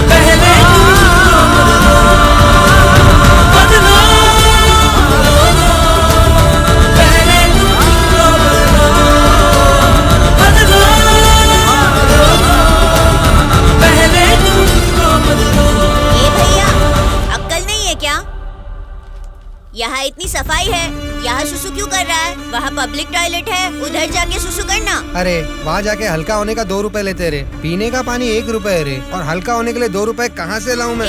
चलो जाओ यहाँ से। जा रहा हूँ मैं।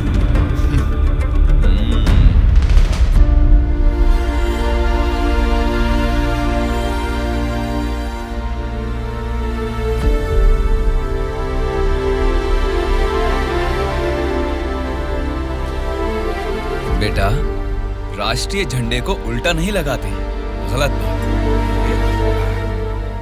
राष्ट्रीय झंडे को ऐसे लगाते हैं, ऊपर केसरी, नीचे हरा। चलो झंडा फहराओ। क्या सोच रहे हो? तुम्हारा बोया हुआ बीज ही नहीं, मेरा बोया हुआ बीज भी बढ़ने लगा है, जल्द ही पेड़ बन जाएगा। चलो फहराओ।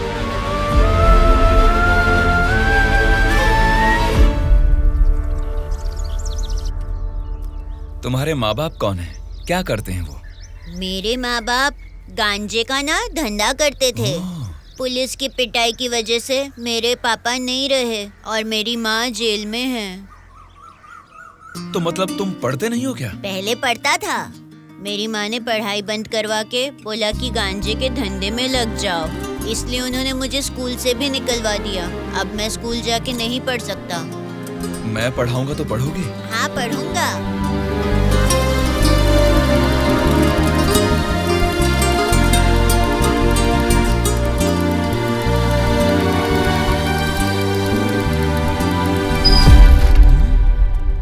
क्या कर रहे हो?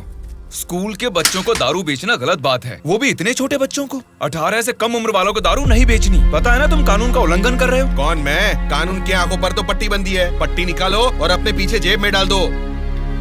सिगरेट की दुकान स्कूल के बाजू में हो सकती है, मेरी वाइन शॉप नहीं हो सकती। मैंने कानूनन लाइसेंस लेके ये शॉप यहाँ खोली है। वैसे ही धंधा नहीं होने से हम परेशान हैं, और तुम यहाँ आकर उपदेश देकर टाइम और धंधे की वाट लगा रहे हो। पढ़ाई करने वाले बच्चों को ही नहीं, पैसा मिलेगा तो दूध पीने वाले बच्चे को भी दारू बेचूंगा मैं, समझा तू? मेरा धंधा ही धर्म है। एक तो गलत काम कर रहे हो, ऊपर से चिल्ला रहे हो। हाँ चिल्लाऊंगा, क्या कर लेगा तू?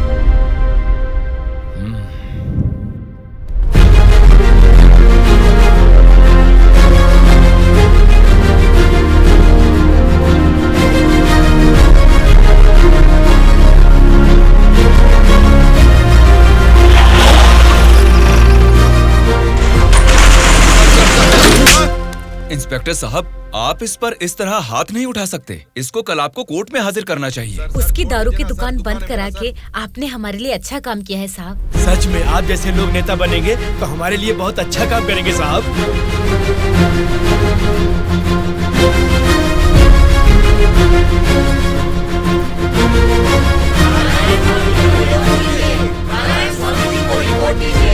उस दिन जनता ने नारायण स्वामी को बहुत अच्छी मेजॉरिटी से जिताया था। जनता से इतना प्यार पाने के बाद उनके सुख दुख जानने के लिए वो हर एक चौखट पर गए। तभी उनको पता चला कि उनके क्षेत्र से गुजर रही गोदावरी नदी का पानी ना तो जनता को सिंचाई के लिए और ना ही पीने के लिए मिल रहा है। उन्होंने इस मामले को लेकर सरकार की नाकामियों के खिलाफ आवाज उठाई। उस चुनाव क्षेत्र की रेडियस कितनी है, वहाँ के भौगोलिक हालात क्या है, वहाँ के मौसम से कितनी बुआई करनी पड़ेगी जिससे किसानों को अच्छी पैदावार मिले, ऐसे बहुत सारे समस्याओं पर एक किताब ही लिखकर जनता के बीच में गए और उनसे बात की। सच कहूँ तो आज मैं नहीं जीता, बल्कि मुझे जिताकर आप सब ने लोकतंत्र को जिताया है। इस बदलाव से देश की राजनीति में एक नई शुरुआत होगी। मेरे हाथ में ये जो किताब देख रहे हैं, इसमें हमारे चुनाव क्षेत्र की कमियों, आप सभी की जरूरतों और उनको मैं कैसे पूरा कर सकता हूँ, इसमें मैंने ये सब लिखा है। आज से ये हमारे चुनाव क्षेत्र का संविधान है। मैं असेंबली में खड़े होकर आपकी इन सभी समस्याओं के लिए लड़ूंगा। मैं आने वाले 5 सालों में हमारे चुनाव क्षेत्र की गतिविधियां बदलने के लिए भरी असेंबली में पूरी सच्चाई के साथ लड़ूंगा और ये मेरा आप सबसे वादा है।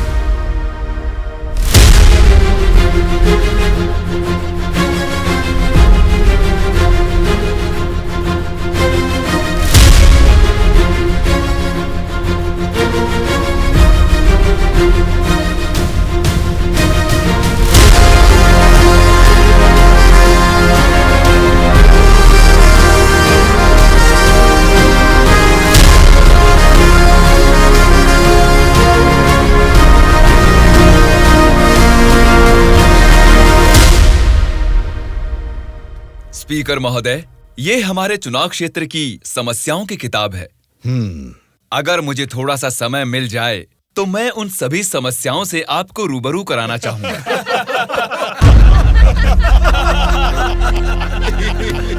अरे आप लोग हंस क्यों रहे हैं? मैंने कोई कॉमेडी की है क्या? नहीं ना, हंसना बंद कीजिए। अध्यक्ष महोदय, नारायण स्वामी जी को देखकर ऐसा नहीं लगता कि असेंबली में आए हैं, किताब लेकर स्कूल में पढ़ने आए हैं ऐसा लगता है। अरे ये आप क्या कह रहे हैं? इसमें हमारे चुनाव क्षेत्र की समस्याएं लिखी हैं। स्पीकर महोदय ने साइलेंस बोला, फिर भी हंस रहे हैं। चुप हो जाइए। ये क्या स्पीकर महोदय, ये तो आपकी भी नहीं सुन रहे। The house is adjourned. Tomorrow at 8 a.m. चलो यार, चलो।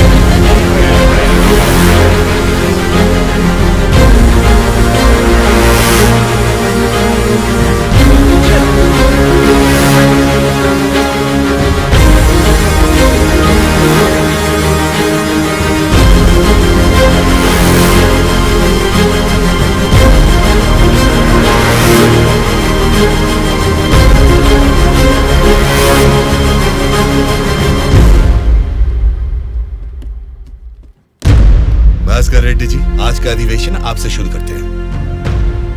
अध्यक्ष महोदय, पिछले सरकार की भ्रष्टाचार की वजह से पूरे राज्य का सर्वनाश हो गया है सर। क्यों सर्वनाश हुआ है उसकी वजह बता रहा हूँ अध्यक्ष महोदय। प्रचार तो राम राज्य का हो रहा था, लेकिन राज्य में राक्षस राज्य हो गया है अध्यक्ष महोदय, इसलिए इस तरह बात करनी पड़ रही है। ये क्या बोल रहे हो तुम? हमारी सरकार को राक्षस की सरकार बोल रहे हो? मुंह पे जुबान है तो क्या कुछ भी बोलोगे भास्कर रेड्डी? आगे के 5 साल तुम सत्ता में कैसे रहोगे ये मैं भी देखूंगा। तुम क्या देखोगे? मुंह बंद करके बैठो, नहीं तो बैठ जाएंगे। क्या कर लोगे तुम? मैं क्या करूंगा? हमारी मेजोरिटी कितनी है पता है ना? 100 लोग हैं। अगर हम चाहेंगे तो तुम में से एक भी असेंबली को छोड़कर नहीं जा सकता। हाँ, कुरुक्षेत्र में कौरव भी 100 ही थे, याद है ना? लेकिन अंत में क्या हश्र हुआ उनका? हमने भी हाथ में चूड़ियां नहीं पहन रखी। बहुत बोल चुके हो तुम, अब बैठ जाओ। तुम कौन होते हो हमें बिठाने वाले? तेरे सामने ही बोल रहा हूँ, अगर हमें गुस्सा आ गया ना तो असेंबली छोड़ के कोई भी बाहर नहीं जा पाएगा, कह रहा हूँ। क्या कह रहे हो? नहीं जा पाएंगे मतलब मारोगे हमें? दम है तो आ जाना, देखते हैं। ये क्या रे, हम लोग कुछ बोलते नहीं इसलिए सर पे चढ़ गए। तब से तुम ही हमें उकसा रहे हो। हमें उकसाएगा और हम भड़केंगे भी नहीं। हम क्या घूंघट ओढ़ के बैठे हैं? हिम्मत है तो हमको रोक के दिखा। जोश देखना है तो फिर आ जाओ, इधर का इधर ही फैसला कर देते हैं। आ जाओ, आ जाओ, आ जाओ। मैं तो आ जा। बैठ जाइए आप लोग, बैठ जाइए, शांति रखिए। भास्कर रेड्डी जी, मैंने साइलेंस बोला ना, कंट्रोल रखिए। Silence, silence. आप सब लोग 1 घंटे के लिए सभा को स्थगित करता हूँ। भद्राचलम चुनाव क्षेत्र के एमएलए नारायण जी को मैं बात करने के लिए अनुमति देता हूँ। महोदय, आज इस सभा में मैं इन सभी के सामने एक बात बोलना चाहता हूँ। प्रोसीड। महोदय, यहाँ बैठे सभी लोग जनता के प्रतिनिधि हैं। जनता ने वोट दी, इसीलिए ये जीते। वोट देने वाली उस जनता के बारे में कोई बात ना करके इस सभा में एक दूसरे को कोसना, झगड़ा करना अच्छी बात नहीं है साहब। देखा जाए तो ये बेशर्मी है। अध्यक्ष महोदय, नारायण स्वामी जी अपनी मर्यादा का उल्लंघन कर रहे हैं। जनता ने आंख बंद करके वोट डालकर हमें नहीं चुना है। अध्यक्ष महोदय, इनकी मजाल तो देखिए, हमें बेशरम बोलता है। इस बात के ऊपर तो नारायण स्वामी जी को तुरंत हमसे यहाँ क्षमा मांगनी चाहिए, अभी के अभी।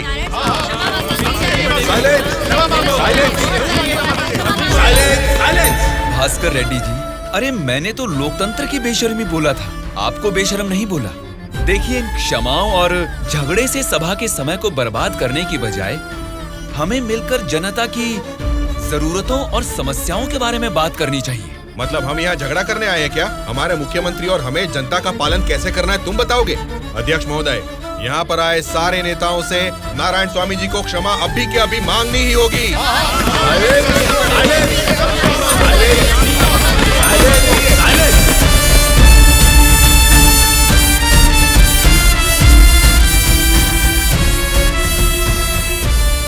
उनके बर्ताव से तुम क्यों दुखी हो रहे हो? सब ठीक हो जाएगा साहब, एक बार फिर आपको बोलने का मौका जरूर मिलेगा साहब। गूंगे को माइक पकड़ा देंगे तो कुछ फायदा थोड़ा ही होगा। जितने भी मौका देंगे होने वाला कुछ नहीं है। सोच समझ के तो बात ही नहीं कर पाता है ये। गोलू, क्या बात कर रहा है तू? पागल हो गया है क्या? मुंह बंद करके यहाँ से निकल जा, जा। उसकी बातों का बुरा मत मानिएगा साहब। उसने कुछ भी गलत नहीं कहा सुबैया। तुम उसकी बातों में गुस्सा देख रहे हो और मैं उन बातों के पीछे छिपी वजह।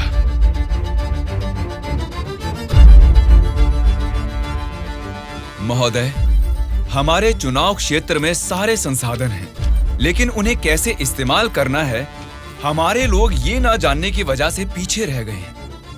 इस बारे में सरकारी पार्टी को कई बार विनती करने के बाद भी वो लोग फंड्स अलॉट नहीं कर रहे। अगर ऐसा ही रहा तो हमारे चुनाव क्षेत्र की जनता हम पर भरोसा कैसे करेगी? बोलिए महोदय। नारायण स्वामी जी, आपके चुनाव क्षेत्र की जनता की समस्या के बारे में अगली बैठक में जरूर चर्चा करेंगे। अब बैठ जाइए। स्पीकर महोदय, अभी तो मैंने बस अपनी बात रखनी शुरू ही की है और आप मुझे बैठने के लिए बोल रहे हैं। नारायण स्वामी जी, प्लीज आप बैठ जाइए। श्रीनिवास जी, आप बात कीजिए। अध्यक्ष महोदय, इस सभा में सभी को बोलने का अधिकार है। मुझे अपने चुनाव क्षेत्र की समस्याओं के बारे में बात करने दीजिए। प्लीज नारायण स्वामी जी, आप बैठ जाइए। कम से कम मुझे 10 मिनट तो बोलने दीजिए महोदय, विनती है। श्रीनिवास जी, आप अपनी बात रखिए। स्पीकर साहब, सीएम के राज्य में राज की हालत देखेंगे तो द्वापर युग का मानो राम राज्य वापस आ गया हो महोदय। ये बात मैं नहीं कह रहा हूँ, स्वयं जनता जनार्दन बोल रही है महोदय। स्पीकर साहब, राम ने राज किया त्रेता युग में, द्वापर युग पाला है श्री कृष्ण जी ने। पहले ठीक से इतिहास को जान लें, फिर बात करें। बोला था ना, गूंगे को माइक थमा देने से कुछ नहीं होने वाला। देख लिया, नेता तो ऐसा होना चाहिए जिसके सदन में बोलने से सब थर थर कांपे, सबकी धज्जियां उड़े, जरूरत पड़े तो वो लड़ने पे आ जाए। ये सारे गुण होते हैं सदन के नेता के। और हमारे इस नेता को देखो, इनमें एक भी ऐसा गुण नहीं है। हम सभी लोगों ने अपनी पढ़ाई लिखाई बंद करके आपको इलेक्शन जितवाया था, किस लिए? ताकि हम सब लोग बेरोजगार बैठे रहे, कुछ ना करें। लेकिन आपको देख के तो लगता नहीं है कि आप हमारी समस्याओं को दूर कर पाएंगे। ऐसा बोल रहा हूँ बोल के कुछ गलत मत समझिए। असेंबली में गला फाड़ के चिल्ला के बात करने वाले को ही नेता बोलते हैं। एक जुझारू नेता ही हमारी समस्या को सुलझा सकते हैं। एक सलाह देता हूँ, एमएलए पद से ना आज ही इस्तीफा दे दो। भद्राचल के चुनाव क्षेत्र के एमएलए नारायण स्वामी जी को बात करने के लिए अनुमति देता हूँ। अध्यक्ष महोदय, हमारे चुनाव क्षेत्र के चारों ओर पानी ही पानी है, लेकिन एक घूंट भी पीने लायक नहीं है महोदय। वहाँ के लोगों की स्थिति बहुत खराब है महोदय, जरा उनके बारे में कुछ सोचिए। और सिर्फ एक यही समस्या नहीं है साहब, शिक्षा, चिकित्सा, रोड, मैं तो कहता हूँ पूरा क्षेत्र समस्याओं ही समस्याओं से भरा है महोदय। इसीलिए मेरी आपसे विनती है कि अध्यक्ष महोदय, नारायण स्वामी जी के चुनाव क्षेत्र में सिर्फ और सिर्फ जनता को ही सारी समस्याएं हो रही है, लेकिन इनके राज्य में सरकार बनाने वाली पार्टी के गुंडों की वजह से वहाँ के जनता की जान जा रही है। अध्यक्ष महोदय, सत्ता इनके हाथ में है और पैसे बनाना ही इनकी पार्टी का मकसद है। दरअसल सत्ता में रहकर इन्हें अपनी दारू की दुकानें चलानी है और सारा इल्जाम हम पे थोपना है। अध्यक्ष महोदय, हम सिर्फ दारू की दुकान ही चला रहे हैं साहब। ये विपक्ष के लोग जब सत्ता में थे तब सीधा ब्रोथेल हाउस ही चला रहे थे। हाँ साहब, ये सही कह रहा हूँ मैं। जरा उनको देखिए, बोलते कुछ है करते कुछ और है। देखिए सर, ये कैसी बातें कर रहा है। कितना गिरा हुआ आदमी है ये अध्यक्ष महोदय। Silence, silence. मैंने क्या गलत कह दिया अध्यक्ष महोदय? ये रमा देवी कौन है? क्या चरित्र है इनका? एक जमाने में रेड लाइट एरिया में उन्होंने क्या गुल खिलाए हैं सब जानते हैं।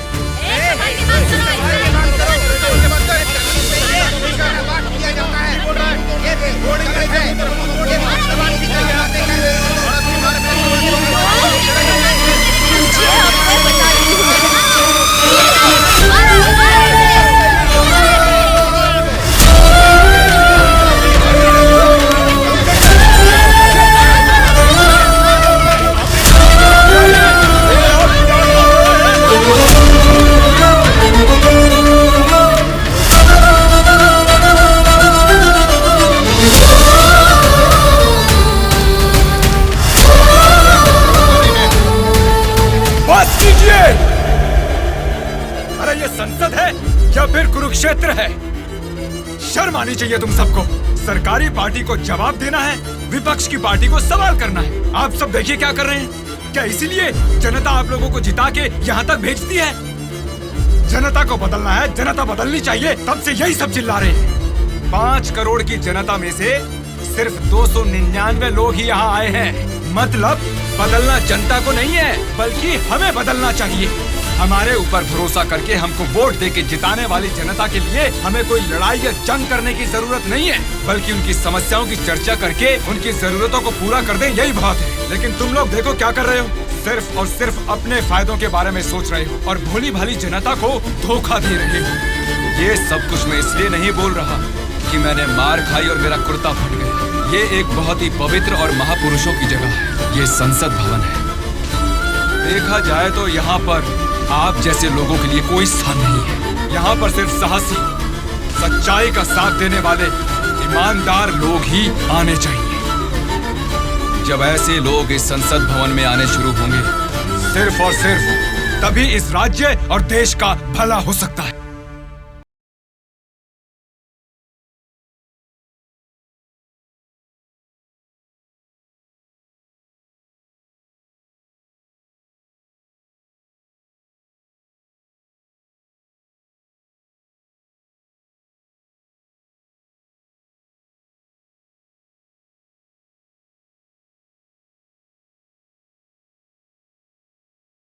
अंकल, उदास क्यों हो आप?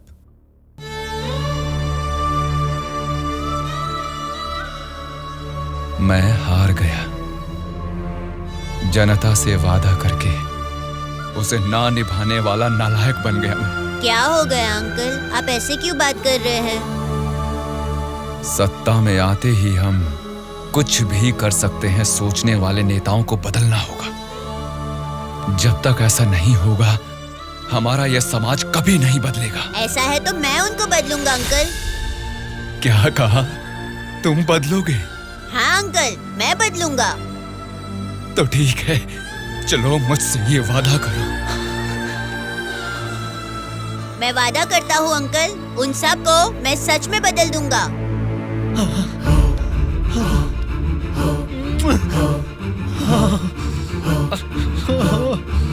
बदलना है, तुमको ही बदलना है, तुम ही बदलोगे।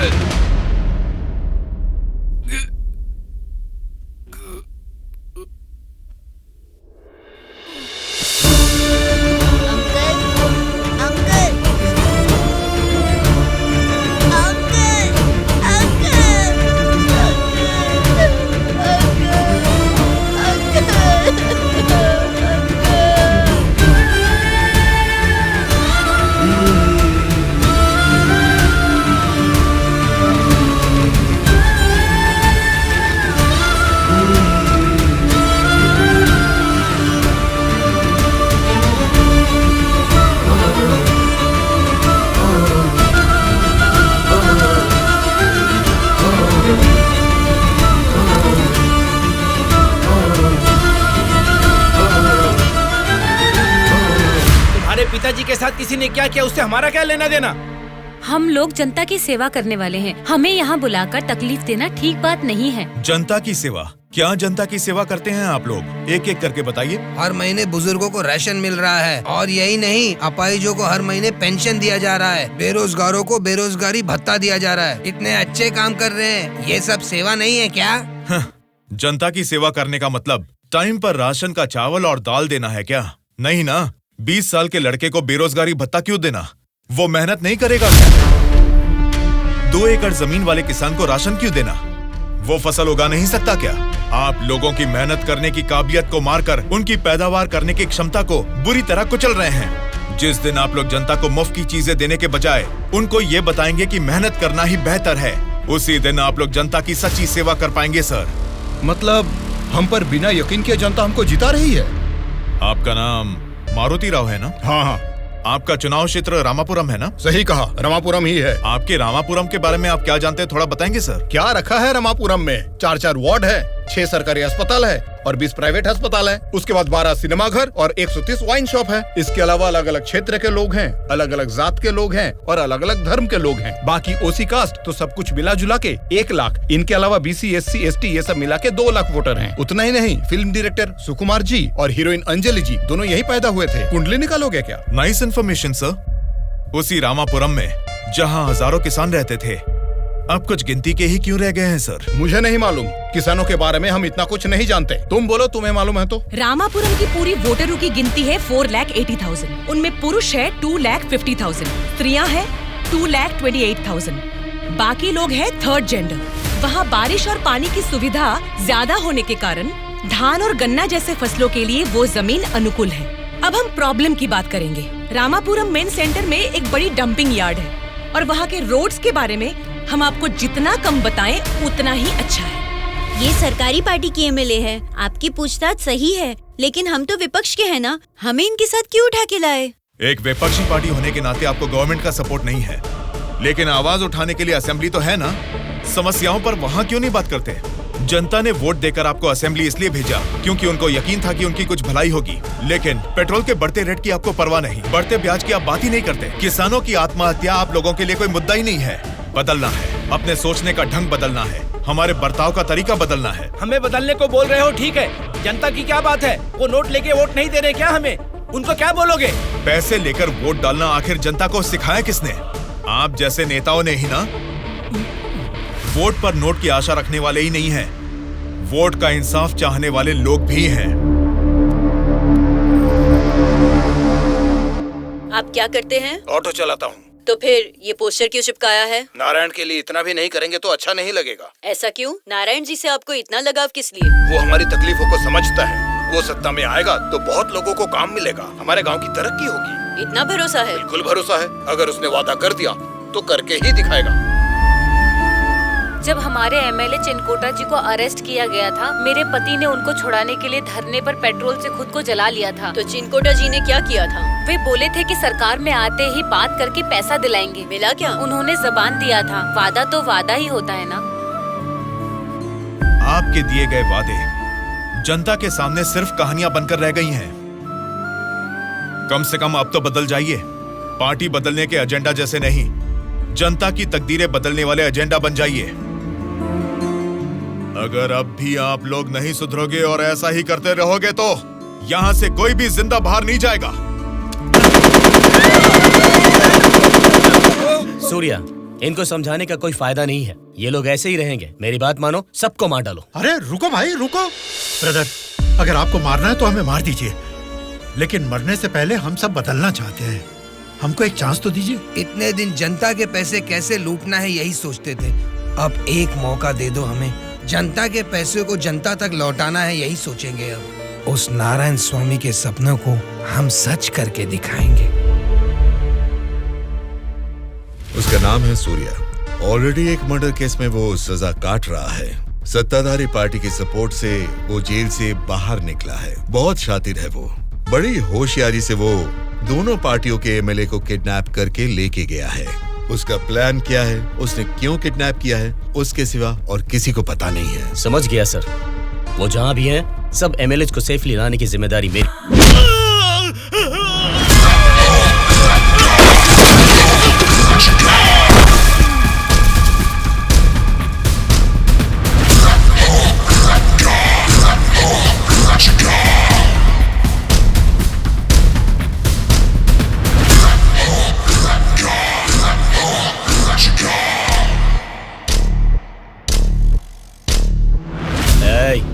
इनको मार के एमएलए को लेकर जल्दी आ रहे हैं। कौन आता है देखता हूँ। रुक जाओ।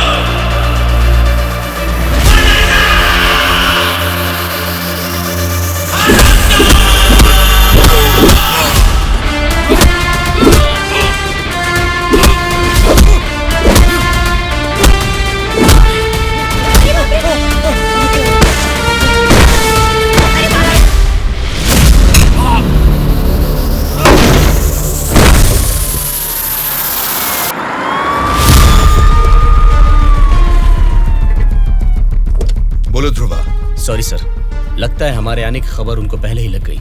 What? हाँ सर, जब तक हम पहुंचे वो सब एमएलए को लेकर यहाँ से चला गया। तो अब क्या होगा? आज शक्ति परीक्षण है। आज अगर एमएलए को नहीं ला पाएंगे तो स्टेट में एक बड़ा इशू बन जाएगा। तुम किसी भी कीमत पर उन एमएलए को यहाँ ले आओ। Okay sir, I will try my level best.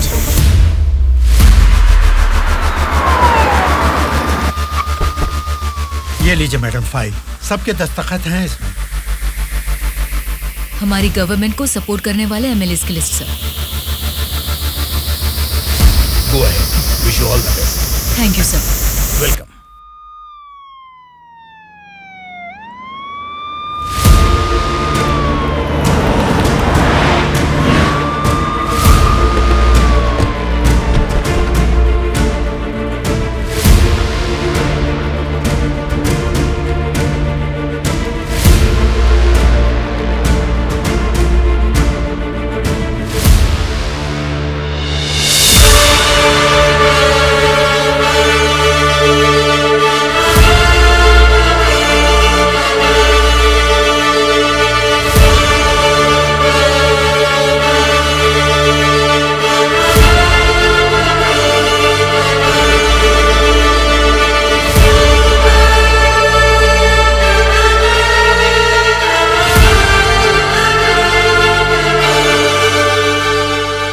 राज्य में पहली बार महिला चीफ मिनिस्टर बनने के लिए कांग्रेचुलेशंस श्यामला भारती जी।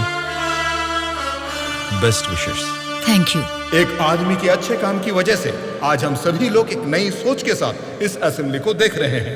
ये बात तो हमें मानना ही पड़ेगा। ये सदन पवित्र मंदिर जैसा है। इसकी गरिमा के लिए हमें सभ्य बर्ताव करना ही पड़ेगा। सबसे पहले मैं विपक्ष पार्टी से दरख्वास्त करूंगा कि उनके पास जनता की जो भी समस्याएं हैं उसका जिक्र इस सदन में करें।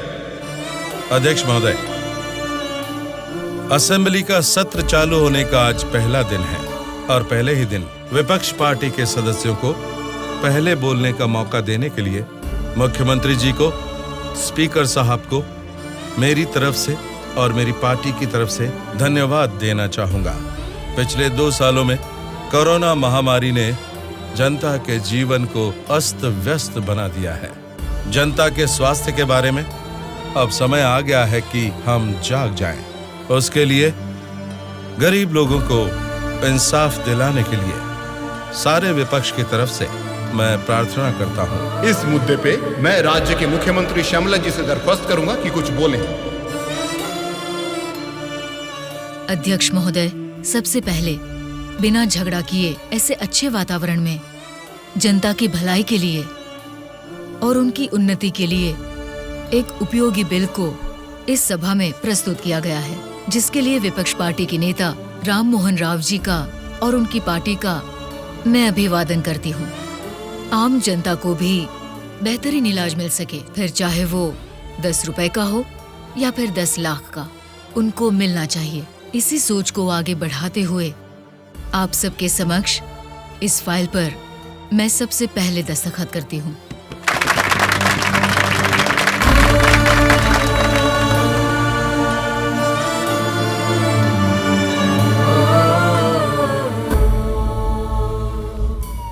तुमने जो सोचा उसे पा लिया सूर्या। नेक्स्ट टारगेट क्या है? हमारे देश की तरक्की जो कोई भी रोक रहा है वो लोग ही मेरा नेक्स्ट टारगेट।